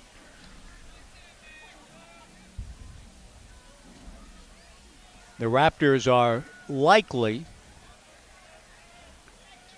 rooting for Wenatchee to win the ball game against Bellingham tonight in the north. The strike 2 pitch misses high if Wenatchee wins and Ridgefield wins, the game would take place at the Rourke. But if Bellingham prevails and Ridgefield rallies to win here, Ridgefield with the long trip to the northern part of the Evergreen State to Bellingham. The 1-2 breaking ball swung on and missed. Strike 3. And I'm not sure on what grounds. The pitch got away from Tanner Smith, and the home plate umpire is calling Safei Mawai out. Swinging. The ball glanced away from Tanner Smith, but the home plate umpire emphatically calling Mawai out. Even though the ball glanced away from Tanner, and I'm not sure on what grounds. Mawai strikes out swinging, and the ball got away from Tanner. And I'm going to have to check with Brooks Hatch or somebody on the ruling and what that might actually be, because it's a puzzlement to me at the moment. Doyle Kane, the batter. Kane takes a fastball low, ball 1. Want to know the count.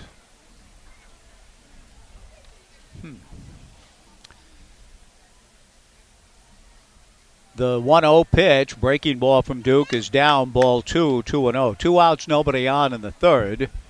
5-1 Knights. Center fielder Jonah Advincula being told to shift about 8 to 10 steps over to his left. The 2-0 fastball from Duke in there for a strike, and the count 2-1.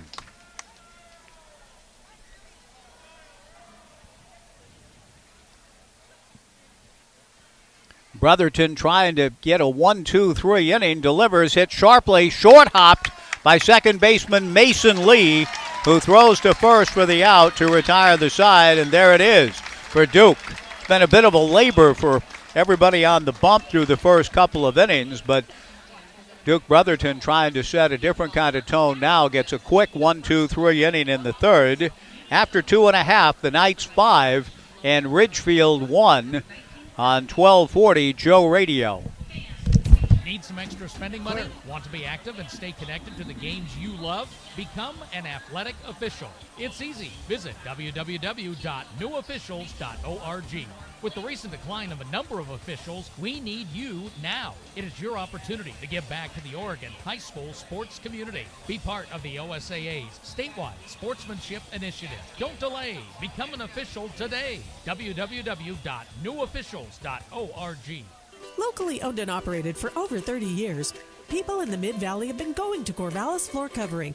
They thank their many friends and customers for your continued support and look forward to working with you on your next remodeling project. Browse through their large showroom with a beautiful selection of carpet, countertops, sheet vinyl, linoleum, tile, hard surface floors, and window coverings from all the popular brands. Corvallis Floor Covering, corner of 2nd and Van Buren downtown, or log on to corvallisfloorcovering.com. Shop local. Shop Corvallis Floor Covering. There I was in the living room taking a nap when I heard a terrible sound. When are you going to start working on our deck and getting the house ready to paint? I'll do it, but not today. But if you won't do it, I'll do it myself. I know the guys at Philomath Rental can show me what I need to do. And since they're open 7 days a week, I can go out there today. Uh-oh. Darn you, Philomath Rental. Philomath Rental, next to Landmark Realty, 1.5 miles west of the Sunset Shopping Center. For tools and equipment for home, farm, and business, check out Philomath Rental. 1240 Joe Radio. 5-1 Knights, bottom of the third. Mason Lee, Spencer Scott, and Jonah Advincula against right-hander Easton Colt. Mason fouls the first pitch back. 0-1 the count. On the strikeout to Safea Mawai, Lee pounds one off his front foot foul up along third. 0-2 to Mason. I did not see this, otherwise I wouldn't have been so puzzled. It didn't look like it to me from where I sat, and Chris Cota argued about the call too, but Mawai striking out, swinging, and was hit by the pitch. After he swung and missed, the ball hit him, and that rendered the ball dead, and Mawai automatically as a strikeout victim for swinging and missing at a pitch that ended up hitting him after he swung through it.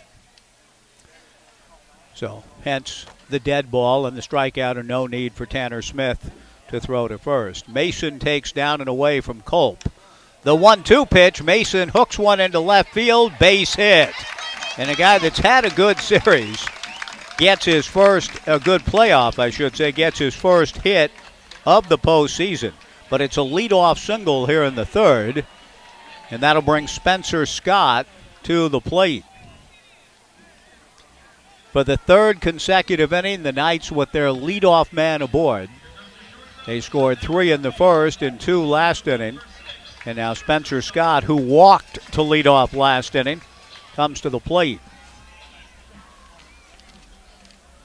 Spencer on the season had 3 sacrifice hits. The Knights do lead it 5-1. Scott is bunting, and he gets the bunt down up along third. Mikey Kane fields and throws to first baseman Safea Mawai. But Brooke Knight, consistent with his approach, 4-run lead, still wants to add on and plays for a run here. The sacrifice recorded 5-3. And Jonah Advincula to the plate. Jonah hit by a pitch in the first and scored. He opened the first inning by getting hit. Scored the first of the Knights' 5 runs tonight. Singled to left field last inning and scored. Now looking for a run batted in with Mason Lee at second. 1 out. 5-1 Knights in the third. Culp delivers slow and low for ball 1. 1-0. When you visit Corvallis for Knights baseball or Beaver football, whatever may bring you here, we encourage you to stay at your locally owned Best Western Corvallis, the official hotel partner of your Corvallis Knights. The 1-0 pitch, low and inside to Jonah, ball 2. Best Western is close to Goss Stadium, and you can enjoy the largest hotel rooms in the city, plus an outdoor heated pool.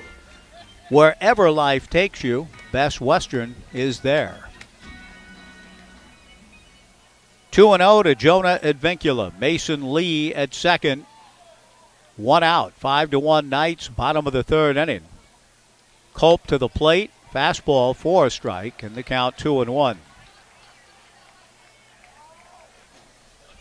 The Knights trying to play their way into a Monday night single-game championship affair against either Bellingham or Wenatchee. We'll have it for you on 1240 Joe Radio. The 2-1 pitch, Jonah checks and takes high. Ball 3, 3-1.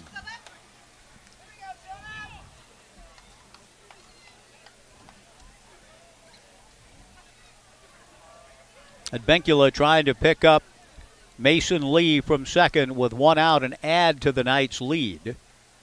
A 4-run advantage here in the third. The pitch to Jonah swung on and fouled back. 3-2 the count. I was surprised to hear Jacob Sharp, who had a tremendous season for Ridgefield. Sharp is in line for a potential West Coast League Player of the Year. Triple Crown-like numbers. 344, 14 homers, 40 runs batted in, but Jacob opted to not play in the postseason, so he's not here. The 3-2 pitch, a line drive, base hit into left field. Doyle Kane will play it on a couple of hops. Stopping at third base is Mason Lee. Nice piece of hitting again by Jonah, the second time that he's gone the other way. First and third and 1 out for Ryan Stafford.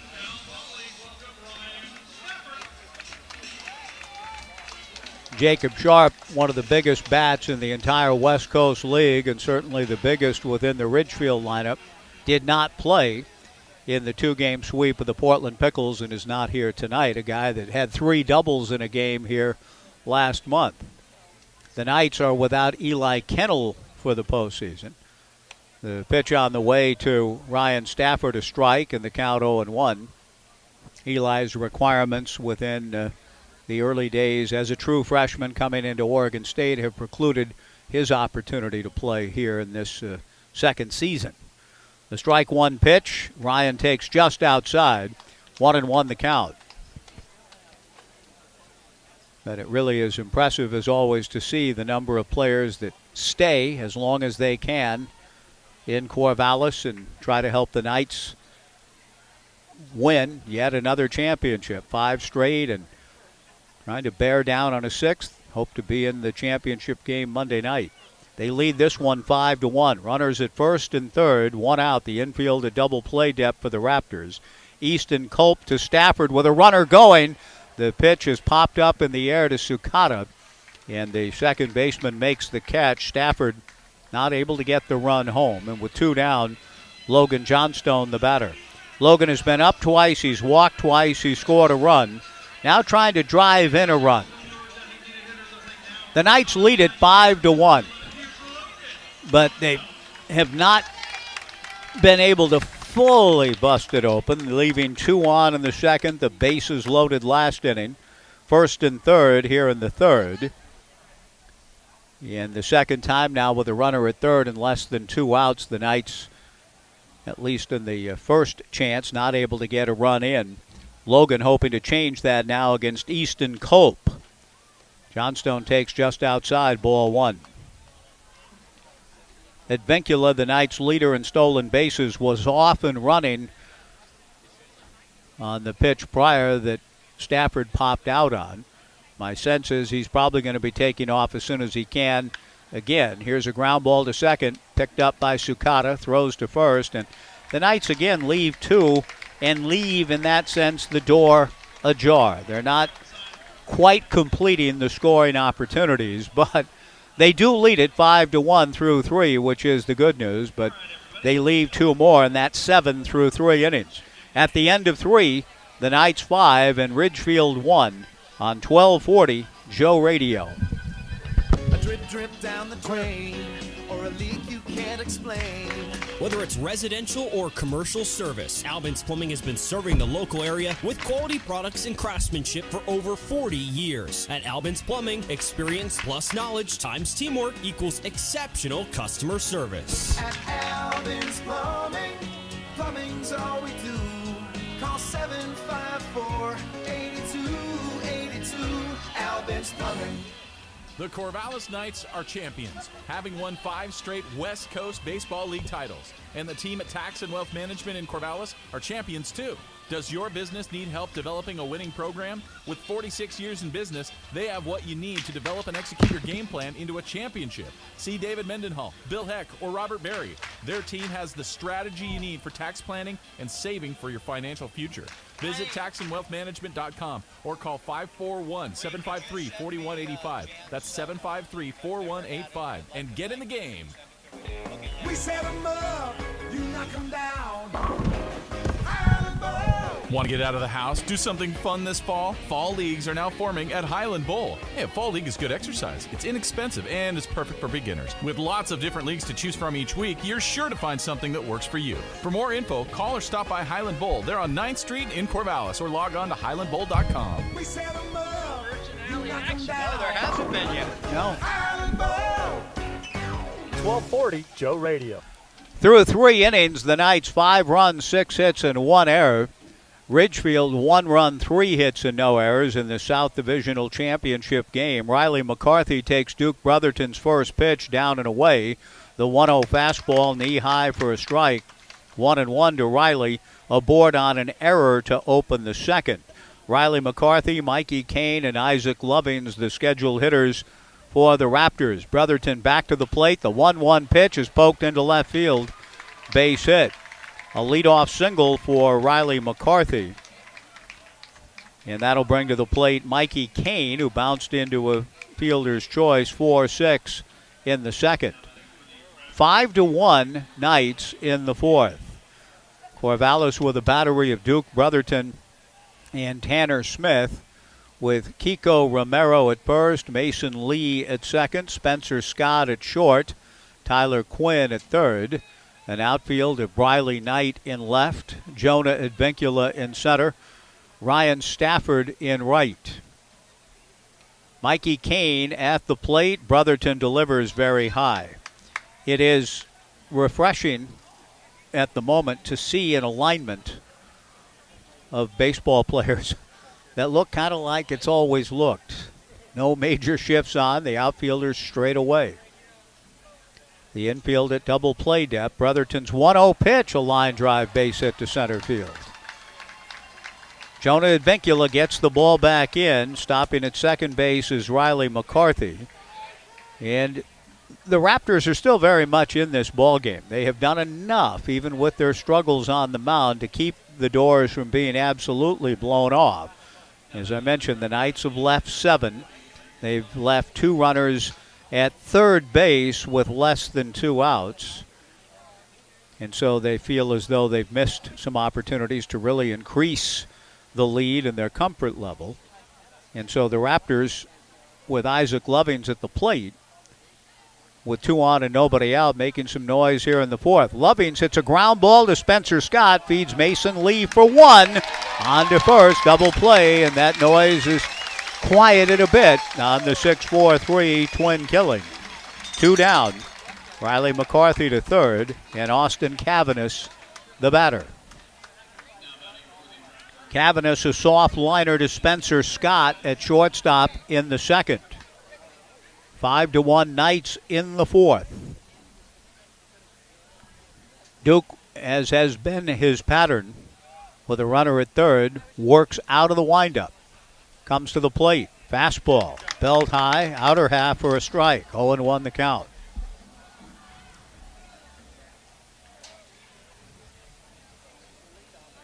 Brotherton, both feet on the rubber.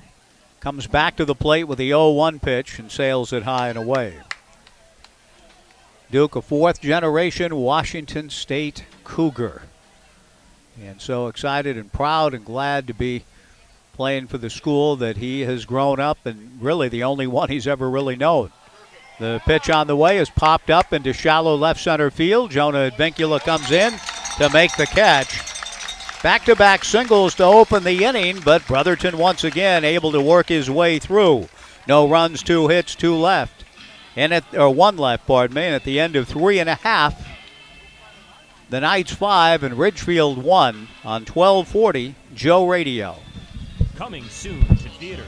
The Beavers block the punch. It's on the field. Picked up. Heading toward the end zone. And in. No. Wait. Coming soon to streaming services. I think we're just learning that because of the portal, this is normal. Wait. No, it's radio. It's the Joe Beaver Show with Mike Parker and John Warren. Returns weekdays from 11 to 1 starting August 29th on 1240 Joe Radio.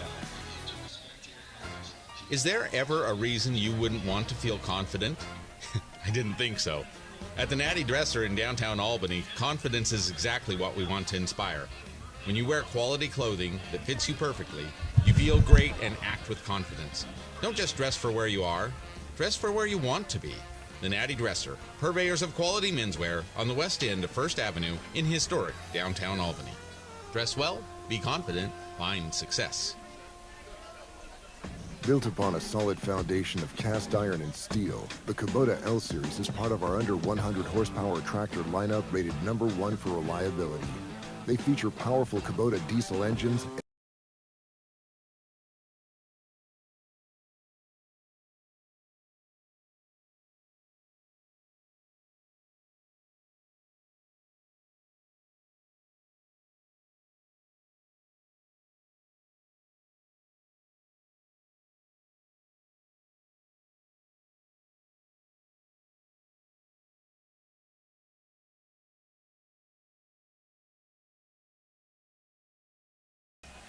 Briley Knight with one of the game's biggest moments. He won a battle with Nate Wheeldryer and got a base hit up the middle to drive in 2. He swings at the first pitch here. Ground ball back at first, a high hop for Safea Mawai, who fields up around the belt buckle and runs it to the bag. 1 pitch, 1 out.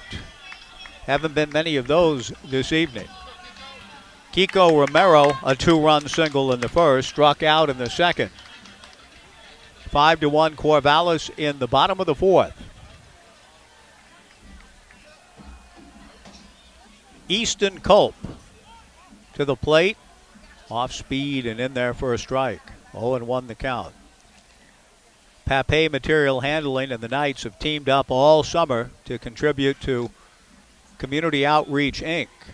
Romero swings. It's a chopper to Mawai, and Safea handles that one and runs it to the bag at first. 2 down, Tyler Quinn to the plate. Pape Material Handling and the Knights have teamed up to support COI, Community Outreach, Inc., which is a local nonprofit dedicated to helping people lead healthy and productive lives. We encourage you to get involved with the initiative, the One Step Closer to Home initiative. Just as Papay Material Handling has, please visit corvallisnights.com/COI. Tyler Quinn takes a strike. Tyler has singled home a run and walked. Colt picking up his tempo a little bit, comes back with a strike one breaking ball. Down and away, 1-1 the count, 2 down, nobody on, 5-1 Knights, bottom of the fourth. Culp ready to go again, and the ball hits slowly off the end of the bat to the shortstop, Travis Welker. He fields and throws out Quinn, and that's a very quick 1-2-3 frame. We go to the fifth in the South Division title game. Brotherton returns to the bump. At the end of 4, the Knights 5 and Ridgefield 1 on 1240 Joe Radio. Do you ever experience headaches? Or how about back pain? Here at Horesco Chiropractic, we truly believe that everybody deserves to live a life without pain. Our doctors will get to the root of your condition and create a custom treatment plan to help you get back to living the best version of your life. Our patients often say how amazed they feel to live a life with less pain after they have experienced how effective chiropractic care is. Start on the journey of improved health by giving us a call today or visiting our website at horesco.com. Horesco Chiropractic in Corvallis. We really can make a world of difference for you.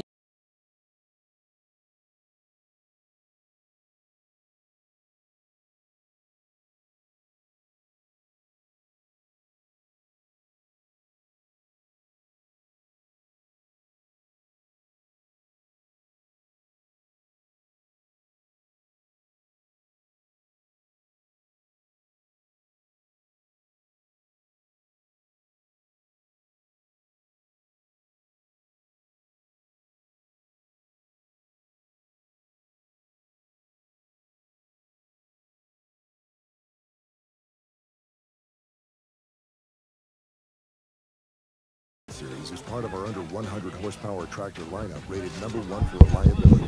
Talk to your local Kubota dealer today to schedule a demo. Go to KubotaUSA.com for full disclaimer. Your local Kubota dealer is Lynn Benton Tractor on Highway 99E in Tangent. See it at lynnbentontractor.com. 1240 Joe Radio. Duke Brotherton to work in the top of the fifth inning with a 5-1 lead. He starts Jake Sucata with a fastball strike. 0-1 the count. Duke back to the plate with the 0-1 pitch. A chopper to the right side. Mason Lee in between hops, fields and throws to first.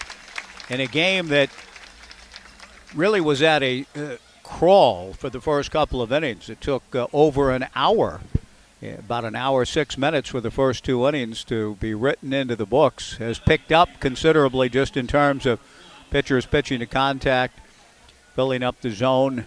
Duke Brotherton gave up base hits to open the fourth inning, back-to-back singles, then induced a double play ball.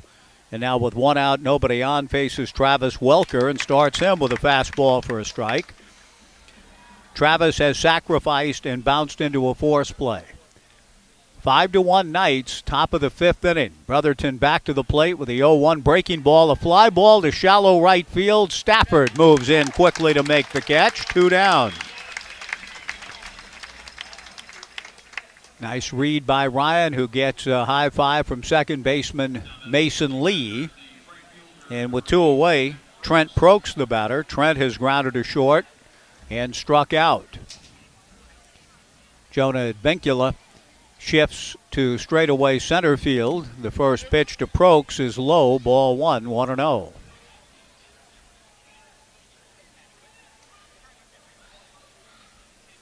Good crowd tonight. I'm looking forward to seeing the attendance. The fastball in there for a strike. 1-1. Playoff baseball is always a bit more difficult.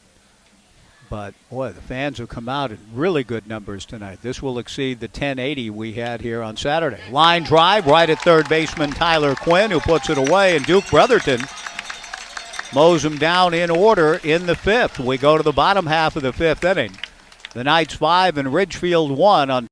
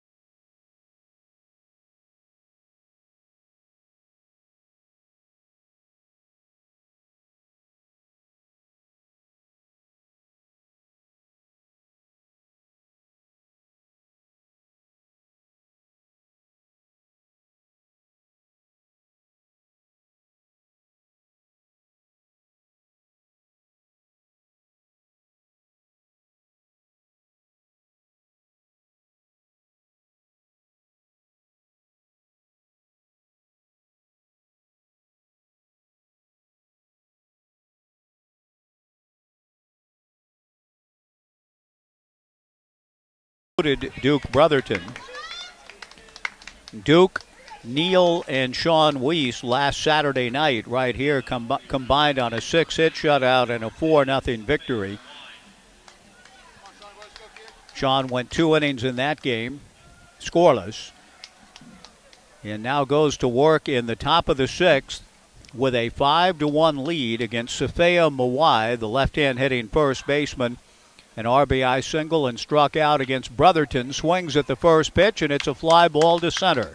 Playable for Advincula, moves in a few steps and makes the catch. 1 pitch, 1 gone in the top of the 6th. A nice start for Sean Weiss. And an excellent season for Sean, who is leaving on the 18th of August for Hawaii. And the beginnings of a new life as a pitcher with the Hawaii baseball program in Rich Hill. His first pitch, fastball to Doyle Kane, a strike, 0-1 the count. Sean making his 17th, or actually 18th, including the playoff appearance against Yakima on the road on Tuesday. He comes to the plate, delivers a fastball for a strike, ahead of the count 0-2. During the regular season, Sean went 16 appearances, 36 innings, 27 hits, 3 walks, 33 strikeouts, a record of 5-0 with 5 saves. The strike 2 pitch swung on and fouled back by Doyle Kane. The count remains no balls and 2 strikes. Riley McCarthy, the designated hitter, on deck. 5-1 Knights. The game has settled down after a lengthy first couple of innings, with the Knights scoring 3 in the first and 2 in the second. Sean comes back to the plate and misses down and away. 1-2 the count. And certainly Sean and the Knights pitching staff would love for it to remain just kind of a settled down sort of affair. The Knights have been quieted a bit at the plate by Easton Cope. Now Sean's 1-2 pitch is stroked into left field by Doyle Kane for a base hit. And Riley McCarthy, who's been aboard on an error and singled to left, will come to the plate. In all of those numbers for Sean, 5-0, 5 saves, an ERA of 1.50.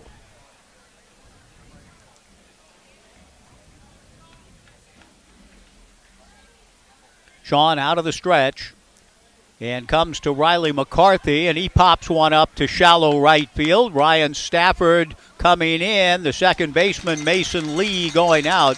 Mason, quite a ways out there in shallow right, stays with it to make the catch. 2 down. That's 2 first pitch outs for Sean Weiss in the inning. And now Mikey Kane to the plate. Mikey has bounced into a fielder's choice and singled to center.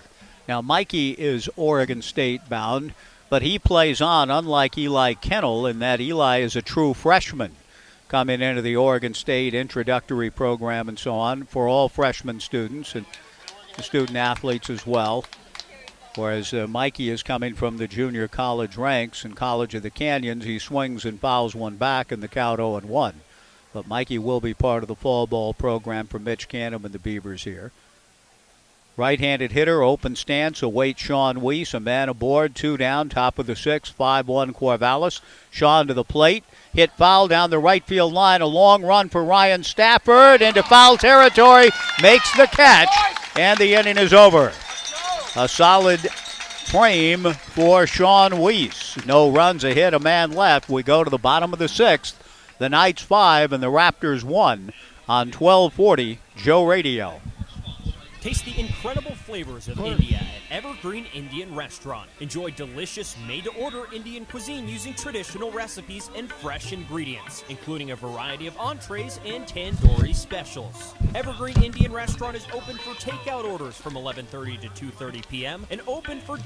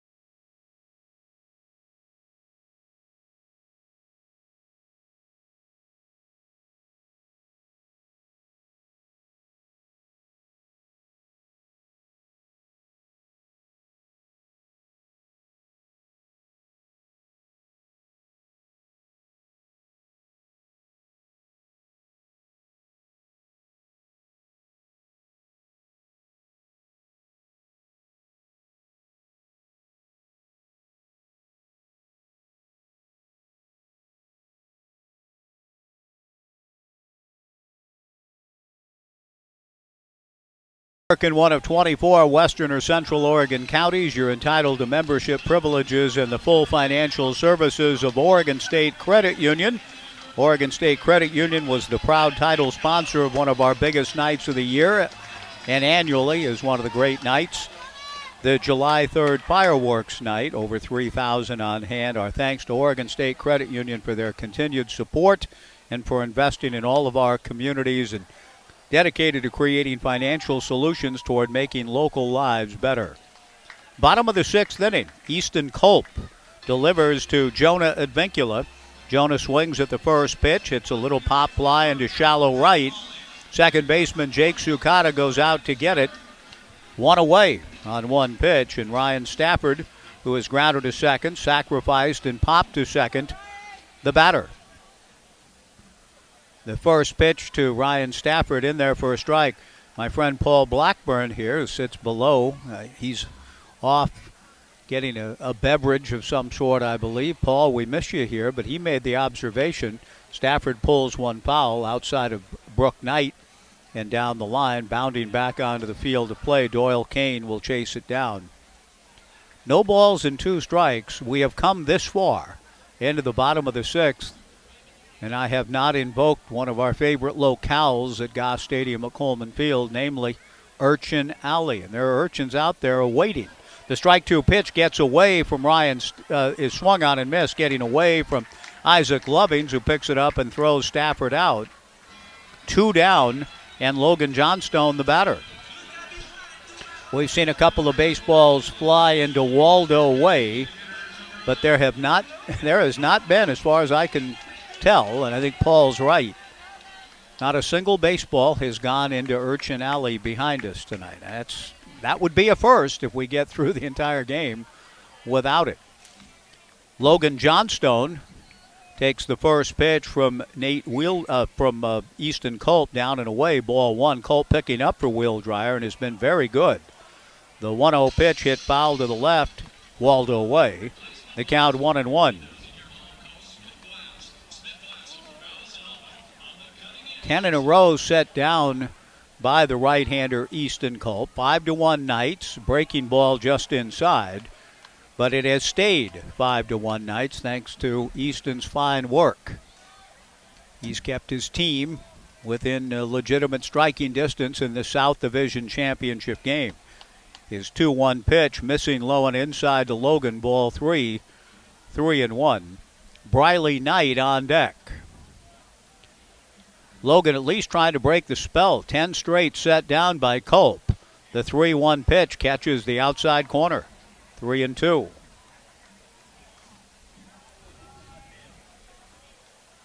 Easton to the plate. Comes back 3-2. Taken high and away for ball 4, and that finally does snap the streak. 10 straight had been set down by Culp, and now Logan Johnstone draws the walk, bringing Briley Knight to the plate. Briley with a huge 2-run single back in the 2nd inning. Logan Johnstone, the runner at first. 7 steals during the regular season.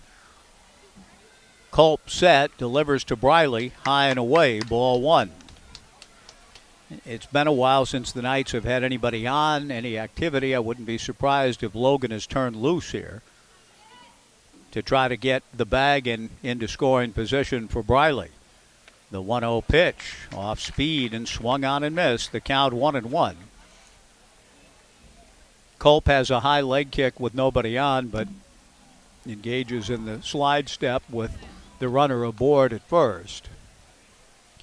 1 ball and 1 strike. Briley takes the breaking ball down and in, kicking off the heel of the mid of catcher Isaac Lovings. 2 balls and a strike. The Ridgefield Raptors in their 3rd year have been a big hit in Southwest Washington, playing at the Rourke. The name Raptors chosen from over 500 submissions. The Columbian is here covering the game tonight. That's good to see. The 2-1 pitch, high and away, ball 3, 3-1. The following is such that it warrants that type of coverage from the outstanding newspaper of Southwest Washington since 1867. former stomping grounds of Kenny Dazzy Vance. The 3-1 pitch to Briley Knight is outside for ball 4. Logan Johnstone to second. Briley Knight getting the walk. The second one that he has coaxed tonight. And Kiko Romero, the hitter. 7 more walks that the Knights have received tonight. They lead it 5-1. A right-hander is throwing in the Ridgefield bullpen. That's David Allen. Catcher Isaac Loving's out for a conversation with his battery mate. Kiko Romero, a 2-run single in the first, has since struck out and grounded to first. The home plate umpire is going to amble out to the mound and expedite the meeting and kind of trot back in to the plate with the catcher Isaac Lovings. David Allen getting ready back of Culp, who has pitched well, very well in fact, to keep his team in the game. But the Knights with a chance now to add to the lead after 2 quick outs, back-to-back walks. The pitch to Kiko, big swing and a foul tip at the plate. 0-1 the count. Bellingham and Wenatchee are locked in a close game. 2-1, Bells in the 7th.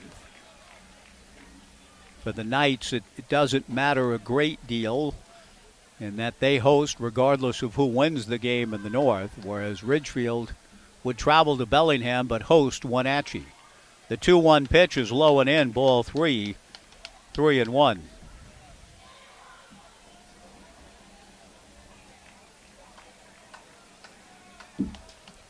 Really enjoyed the experience of 2 ball games I was able to venture up to at the Rourke this year. The fan base has grown considerably. The pitch to Kiko, sliced down the left field line, foul towards the TNT Builders party deck.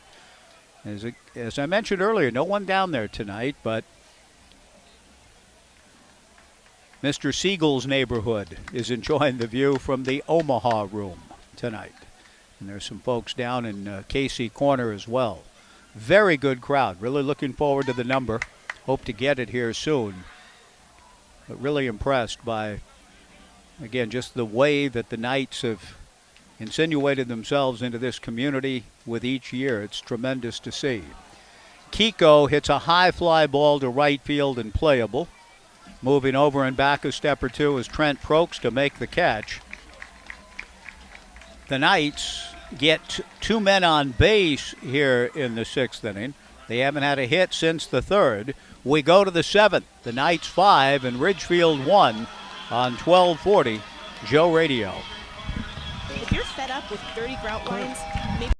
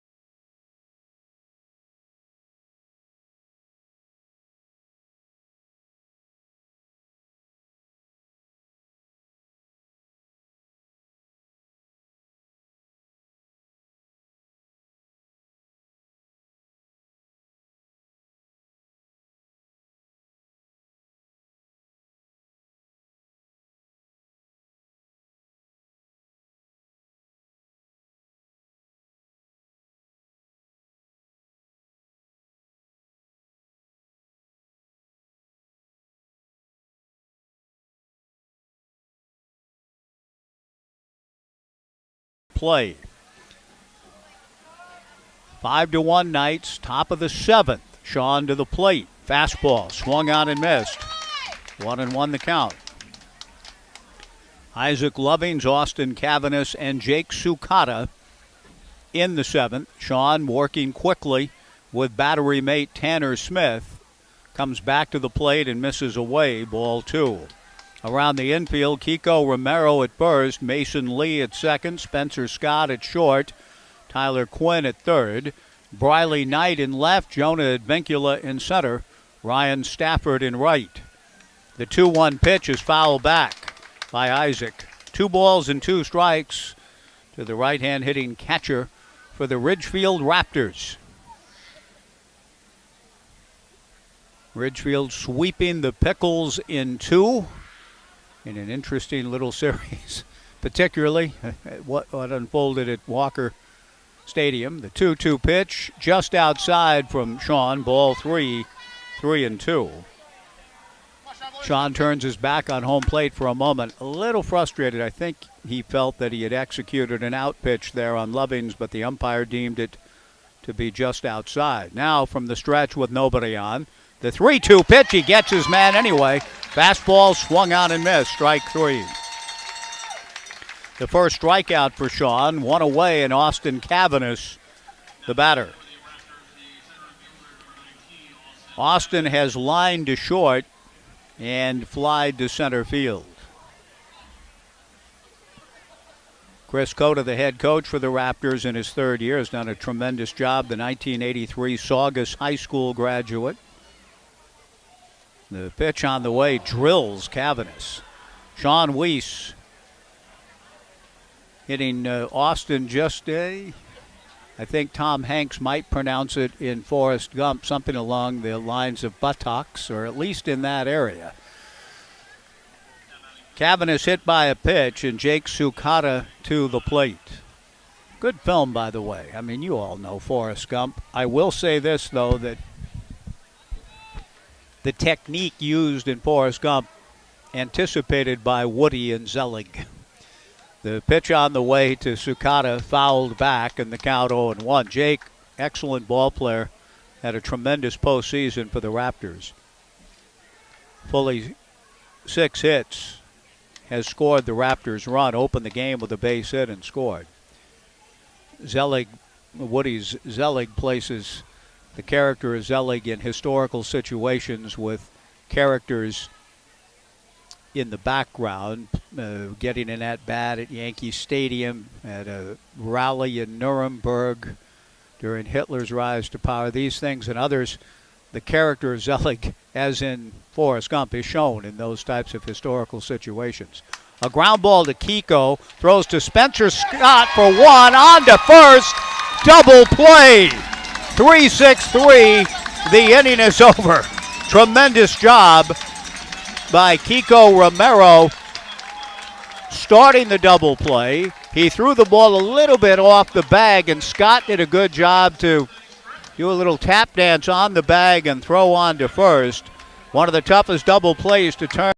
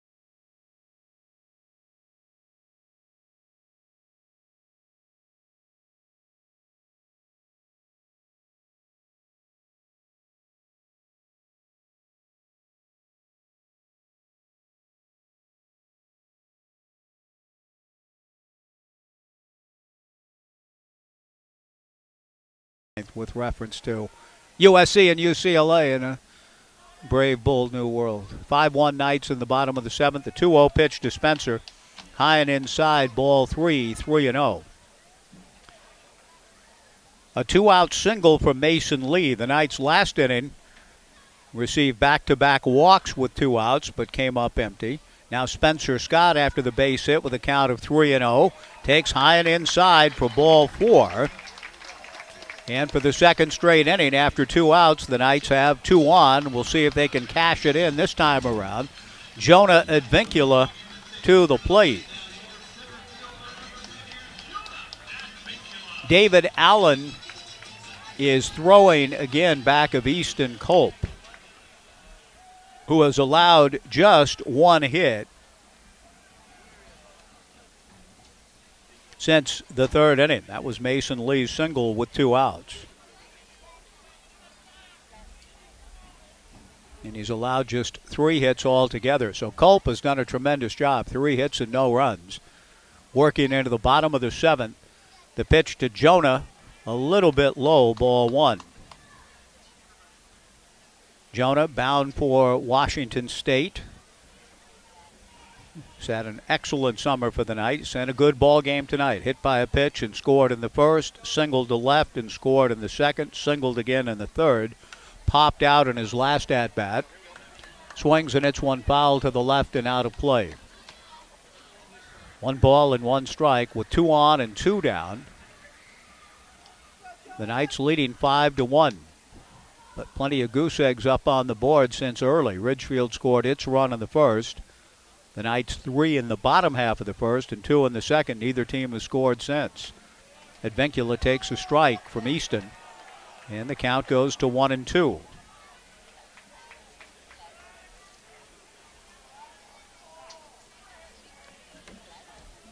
Mason Lee at second, Spencer Scott at first, 2 away. Culp from the stretch, comes to the plate. Advincula pops 1 up in the air to the shortstop, Travis Welker, who makes the catch. Another 0 on the board. The Knights haven't scored since the 2nd. The Raptors haven't scored since their singleton in the 1st. Sean and Weiss and company hope to keep it that way before a crowd of 1,604. So it is indeed about 600 larger than what we experienced here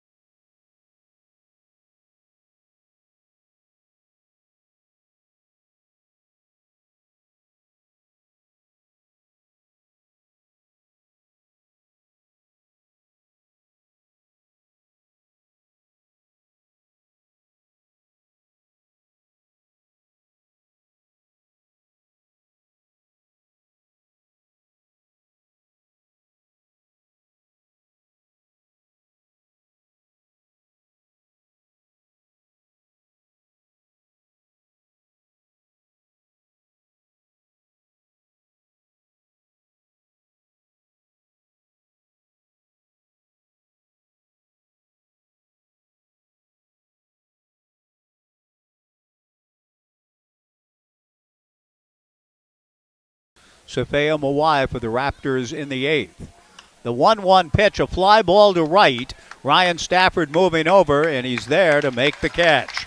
Good pitch up and in on Welker, riding up and in on him, and Travis was barely able to get the barrel out and punched it into the air for an easy out for Stafford. One away, and Trent Prokes the hitter. Trent is grounded to short, struck out, and lined out to third. A left-on-left matchup with Sean working out of the stretch, comes to the plate. A ground ball right at Mason Lee. The Knights' second baseman throws to first. A frustrated Prokes goes halfway down the line and kind of tosses his bat away in anger. He's a quick out in the eighth, 2 down, and Safea Mawai to the plate. Mawai singled home a run back in the first inning against Duke Brotherton. Duke then settled in and pitched through 5. Did not allow a run thereafter. Sean Weiss picking up for him in the 6th. Now in the 8th with 2 down, delivers. Mawai swings and misses. 0-1 the count. Safea with the RBI single in the first has since struck out and flied to center. 2 down, nobody on, top of the 8th. 5-1 Knights. The strike 1 pitch is in there for strike 2. 0-2 the count. Sean looking for a 1-2-3 inning. Duke Brotherton accomplished that in the 3rd and the 5th. Sean to the plate. The strike 2 pitch is lined into left field. Base hit. Briley Knight will play it on a couple of hops. Good piece of hitting by Mawai. Going the other way on 2 strikes. We've seen Jonah Advincula do that a couple of times tonight, too, for the Knights. A 2-out single bringing Doyle Kane to the plate.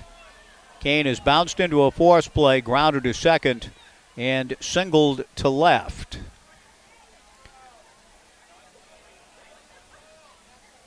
Sean from the stretch delivers to Doyle. Fastball high, ball 1.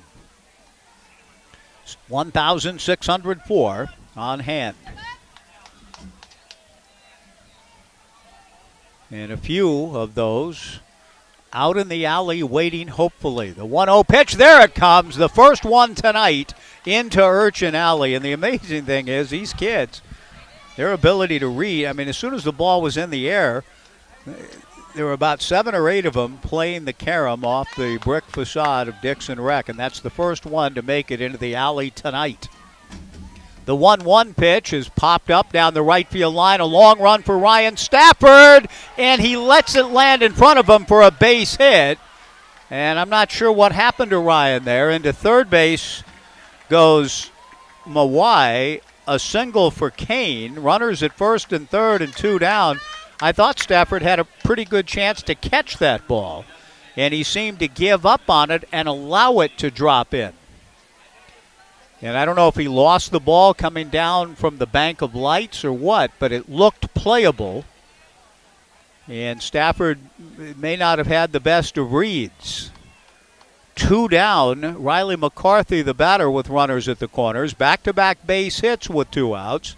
McCarthy trying to help the Raptors get back in this thing, and he does. He hammers it to deep left field, off the top of the fence.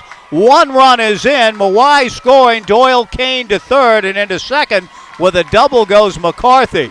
He just missed a 3-run homer, hitting it off the top of the 14-foot fence and straightaway left. And it's now the Knights 5 and the Raptors 2, with Mikey Kane coming to the plate and a chance to draw the Raptors to within a run with a base hit. With 2 outs and 2 quick outs at that, the Raptors come to life. Safea Mawai on a 1-2 pitch, an 0-2 pitch, a base hit to left. And now Bo Kearns, who has dispatched some bodies down to the bullpen, will walk slowly out to the mound to give those guys some time to loosen. And also to talk to Sean Weiss, who has given up 3 straight hits, although the middle of the 3 to Doyle Kane I thought was a catchable fly ball to right. I don't know if it looked that way to you. I thought Ryan gave up on the ball, And I was expecting him to come on. He couldn't camp under it, but I expected him to catch it on the move. And I feel as though Ryan may have lost it coming down through the light somehow, because he ended up playing it on a hop when it appeared catchable. And then Riley McCarthy just missed, sending one over the top of that 14-foot fence and left. Settles for the long double and RBI. Mikey Kane, the batter.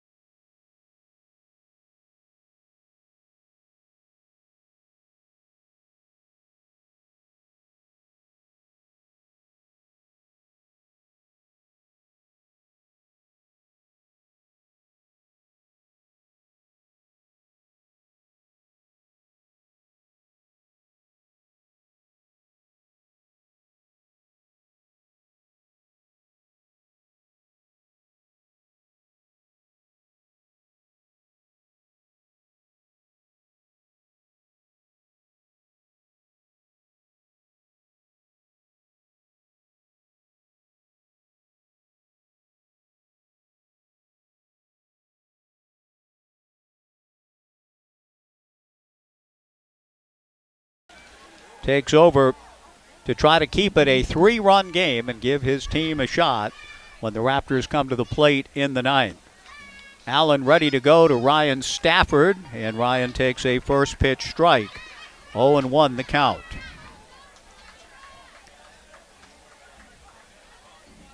Allen appeared in 4 games during the regular season, went 5 1/3 innings for the Raptors, pitched 2 1/3 innings of scoreless baseball against the Portland Pickles in the 2-game sweep by Ridgefield over Portland to get to this ball game. The strike one pitch missing and the count 1-1. 5-2 Knights, bottom of the 8th inning. The pitch to Ryan, poked to right field and playable for Prokes. Trent is there to make the catch. One away. And that will bring Logan Johnstone to the plate. If the Knights survive and play into the championship game, that's Monday night right back here at Goss Stadium at Coleman Field against either Wenatchee or Bellingham. Logan Johnstone against David Allen.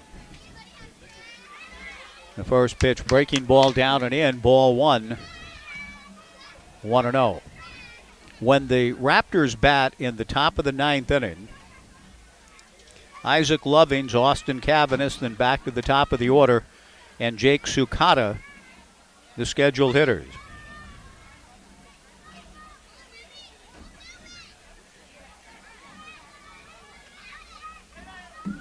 One out and nobody on. The Knights have not scored since the second inning. They were on the verge, it appeared, of really blowing this thing wide open early. They scored 3 in the first, 2 in the second. But Easton Culp, with a tremendous outing out of the bullpen, didn't allow it to happen. Now David Allen trying to keep it close. 1 out, nobody on in the bottom of the 8th. The 1-0 pitch on the way.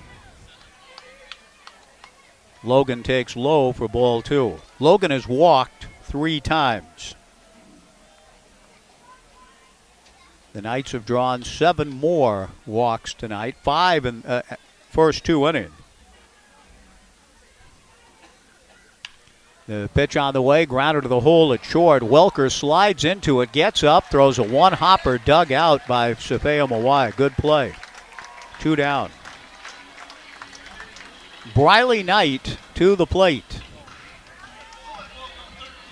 Briley walked and scored in the first, drove in 2 runs in the second, has since grounded out and walked again. The Knights with just 1 hit since the second inning. But are trying to make what they've done so far stand up. David Allen to the plate. Briley swings and misses. 0-1 the count. Monday night, 6:35. If the Knights can get the final 3 outs against either Bellingham or Wenatchee.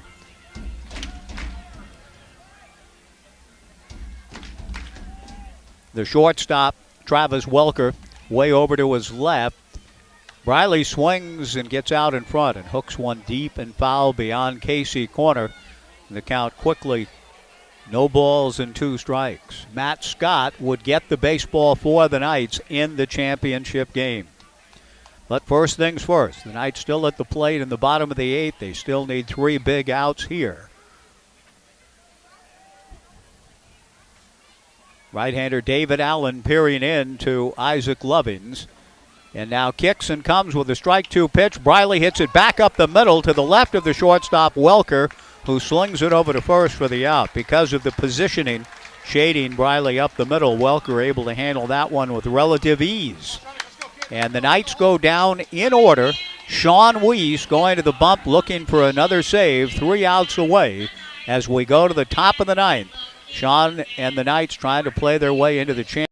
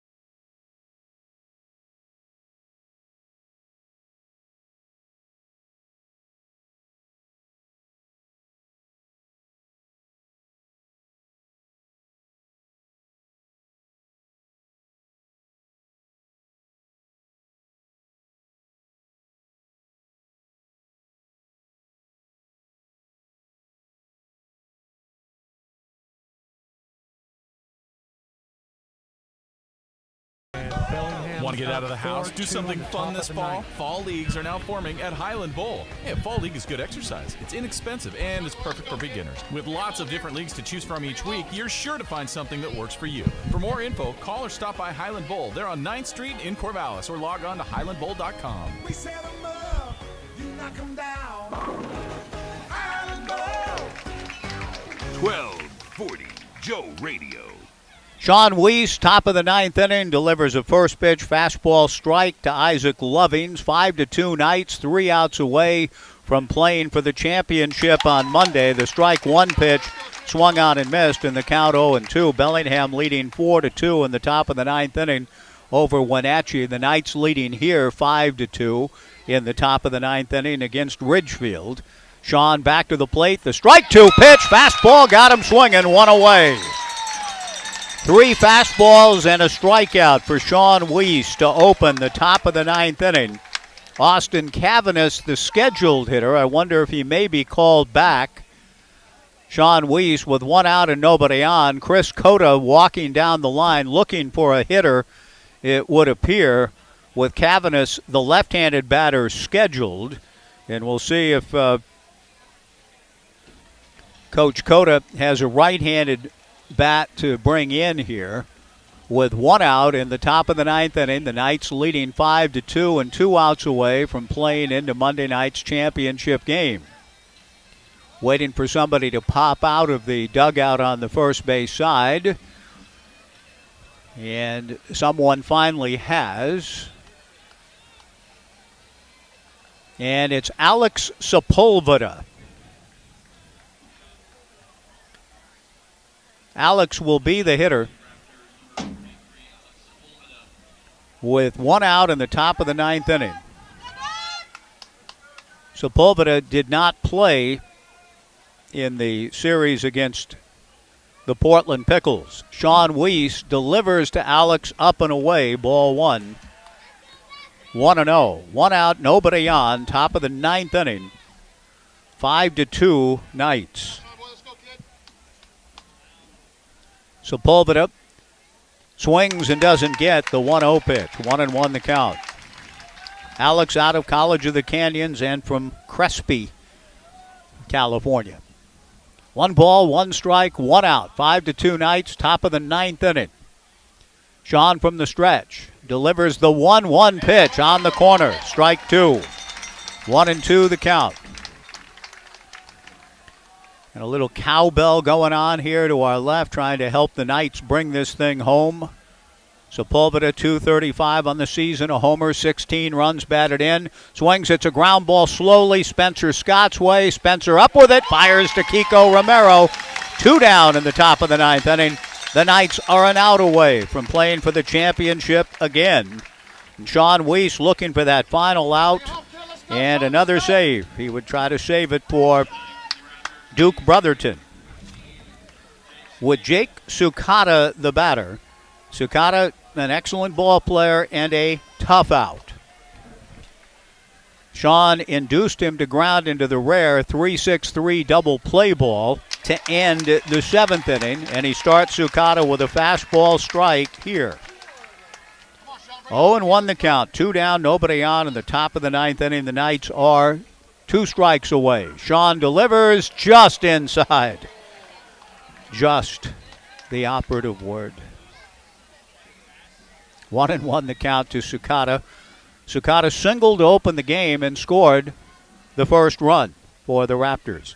He has since walked, grounded out, and grounded into that double play. Good breaking ball from Sean Weiss. In there for a strike. Sean goes to the rosin bag, slams it down, back of the rubber. He and his teammates are a strike away, and this crowd so engaged. That's why they're here. Playoff baseball, 1,604. Many of them on their feet trying to cheer Sean and the Knights home. The 1-2 pitch to Sukata. Fastball just missed. It appeared the home plate umpire flinched a little bit too, as if he was ready to go Babe Perilli and ring up the pitch that was just a little bit out. 2 balls, 2 strikes, 2 outs. Sean to the plate. The 2-2 pitch is a ground ball into center field. Sukata's just too good of a ball player. It's a base hit. I really like this kid. Sukata competes. And he gets a 2-out single, keeping hope alive for the Ridgefield Raptors. With 2 down and nobody on, Sukata a ground single to center. Travis Welker, the hitter. Welker has sacrificed, bounced into a force play, and twice flied to right. Top of the 9th inning, 2 down, 2 runs on 10 hits for Ridgefield. Sean to the plate. Fastball for a strike. 0-1 the count.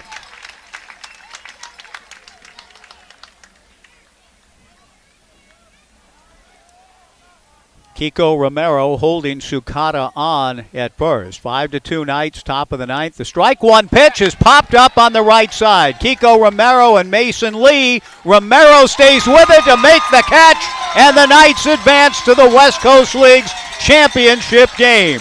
Again, They will seek their 6th consecutive championship Monday night against either Bellingham or Wenatchee as the Knights win it by a final score of 5-2. Sean Weiss with the save, Duke Brotherton with the win.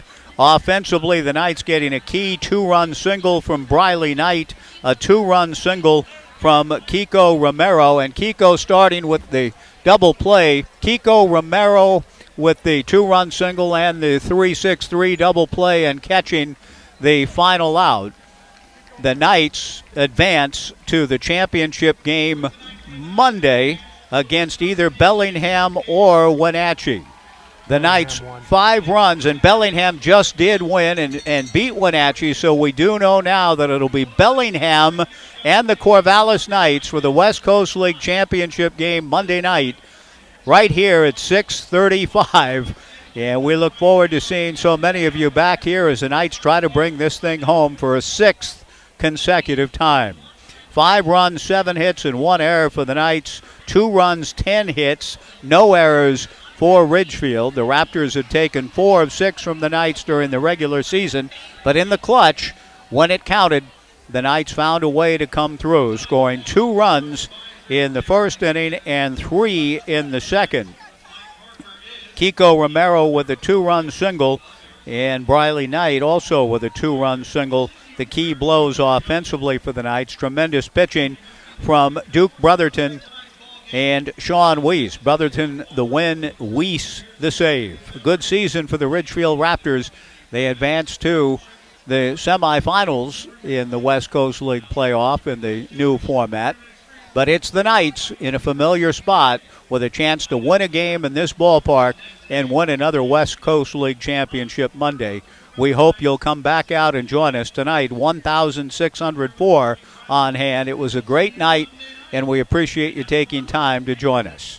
That's going to do it for us here tonight. For Garrett Dworshak back in studio, this is Mike Parker thanking you for joining us from Goss Stadium at Coleman Field, where the Knights do it again. They defeat the Ridgefield Raptors 5-2. We'll see you Monday night for the championship right back here on 1240 Joe Radio. So long, everybody. You've been listening to Thanks, Garrett. See you Monday. Okay, thank you. Bye. Corvallis Floor Covering, Philomath Rental, Independent Auto Works, the Lynn County Veterans, Tax and Wealth Management, the Glassman, Thai Express, and by Albin's Plumbing. Corvallis Knights baseball has also been brought to you by Lynn Benton Tractor, the Downward Dog, Evergreen Indian Restaurant, the Natty Dresser, CPR Works, Horesco Chiropractic, Edward Jones Financial Advisor Tim Ewis, and by Dave's Performance Hybrids.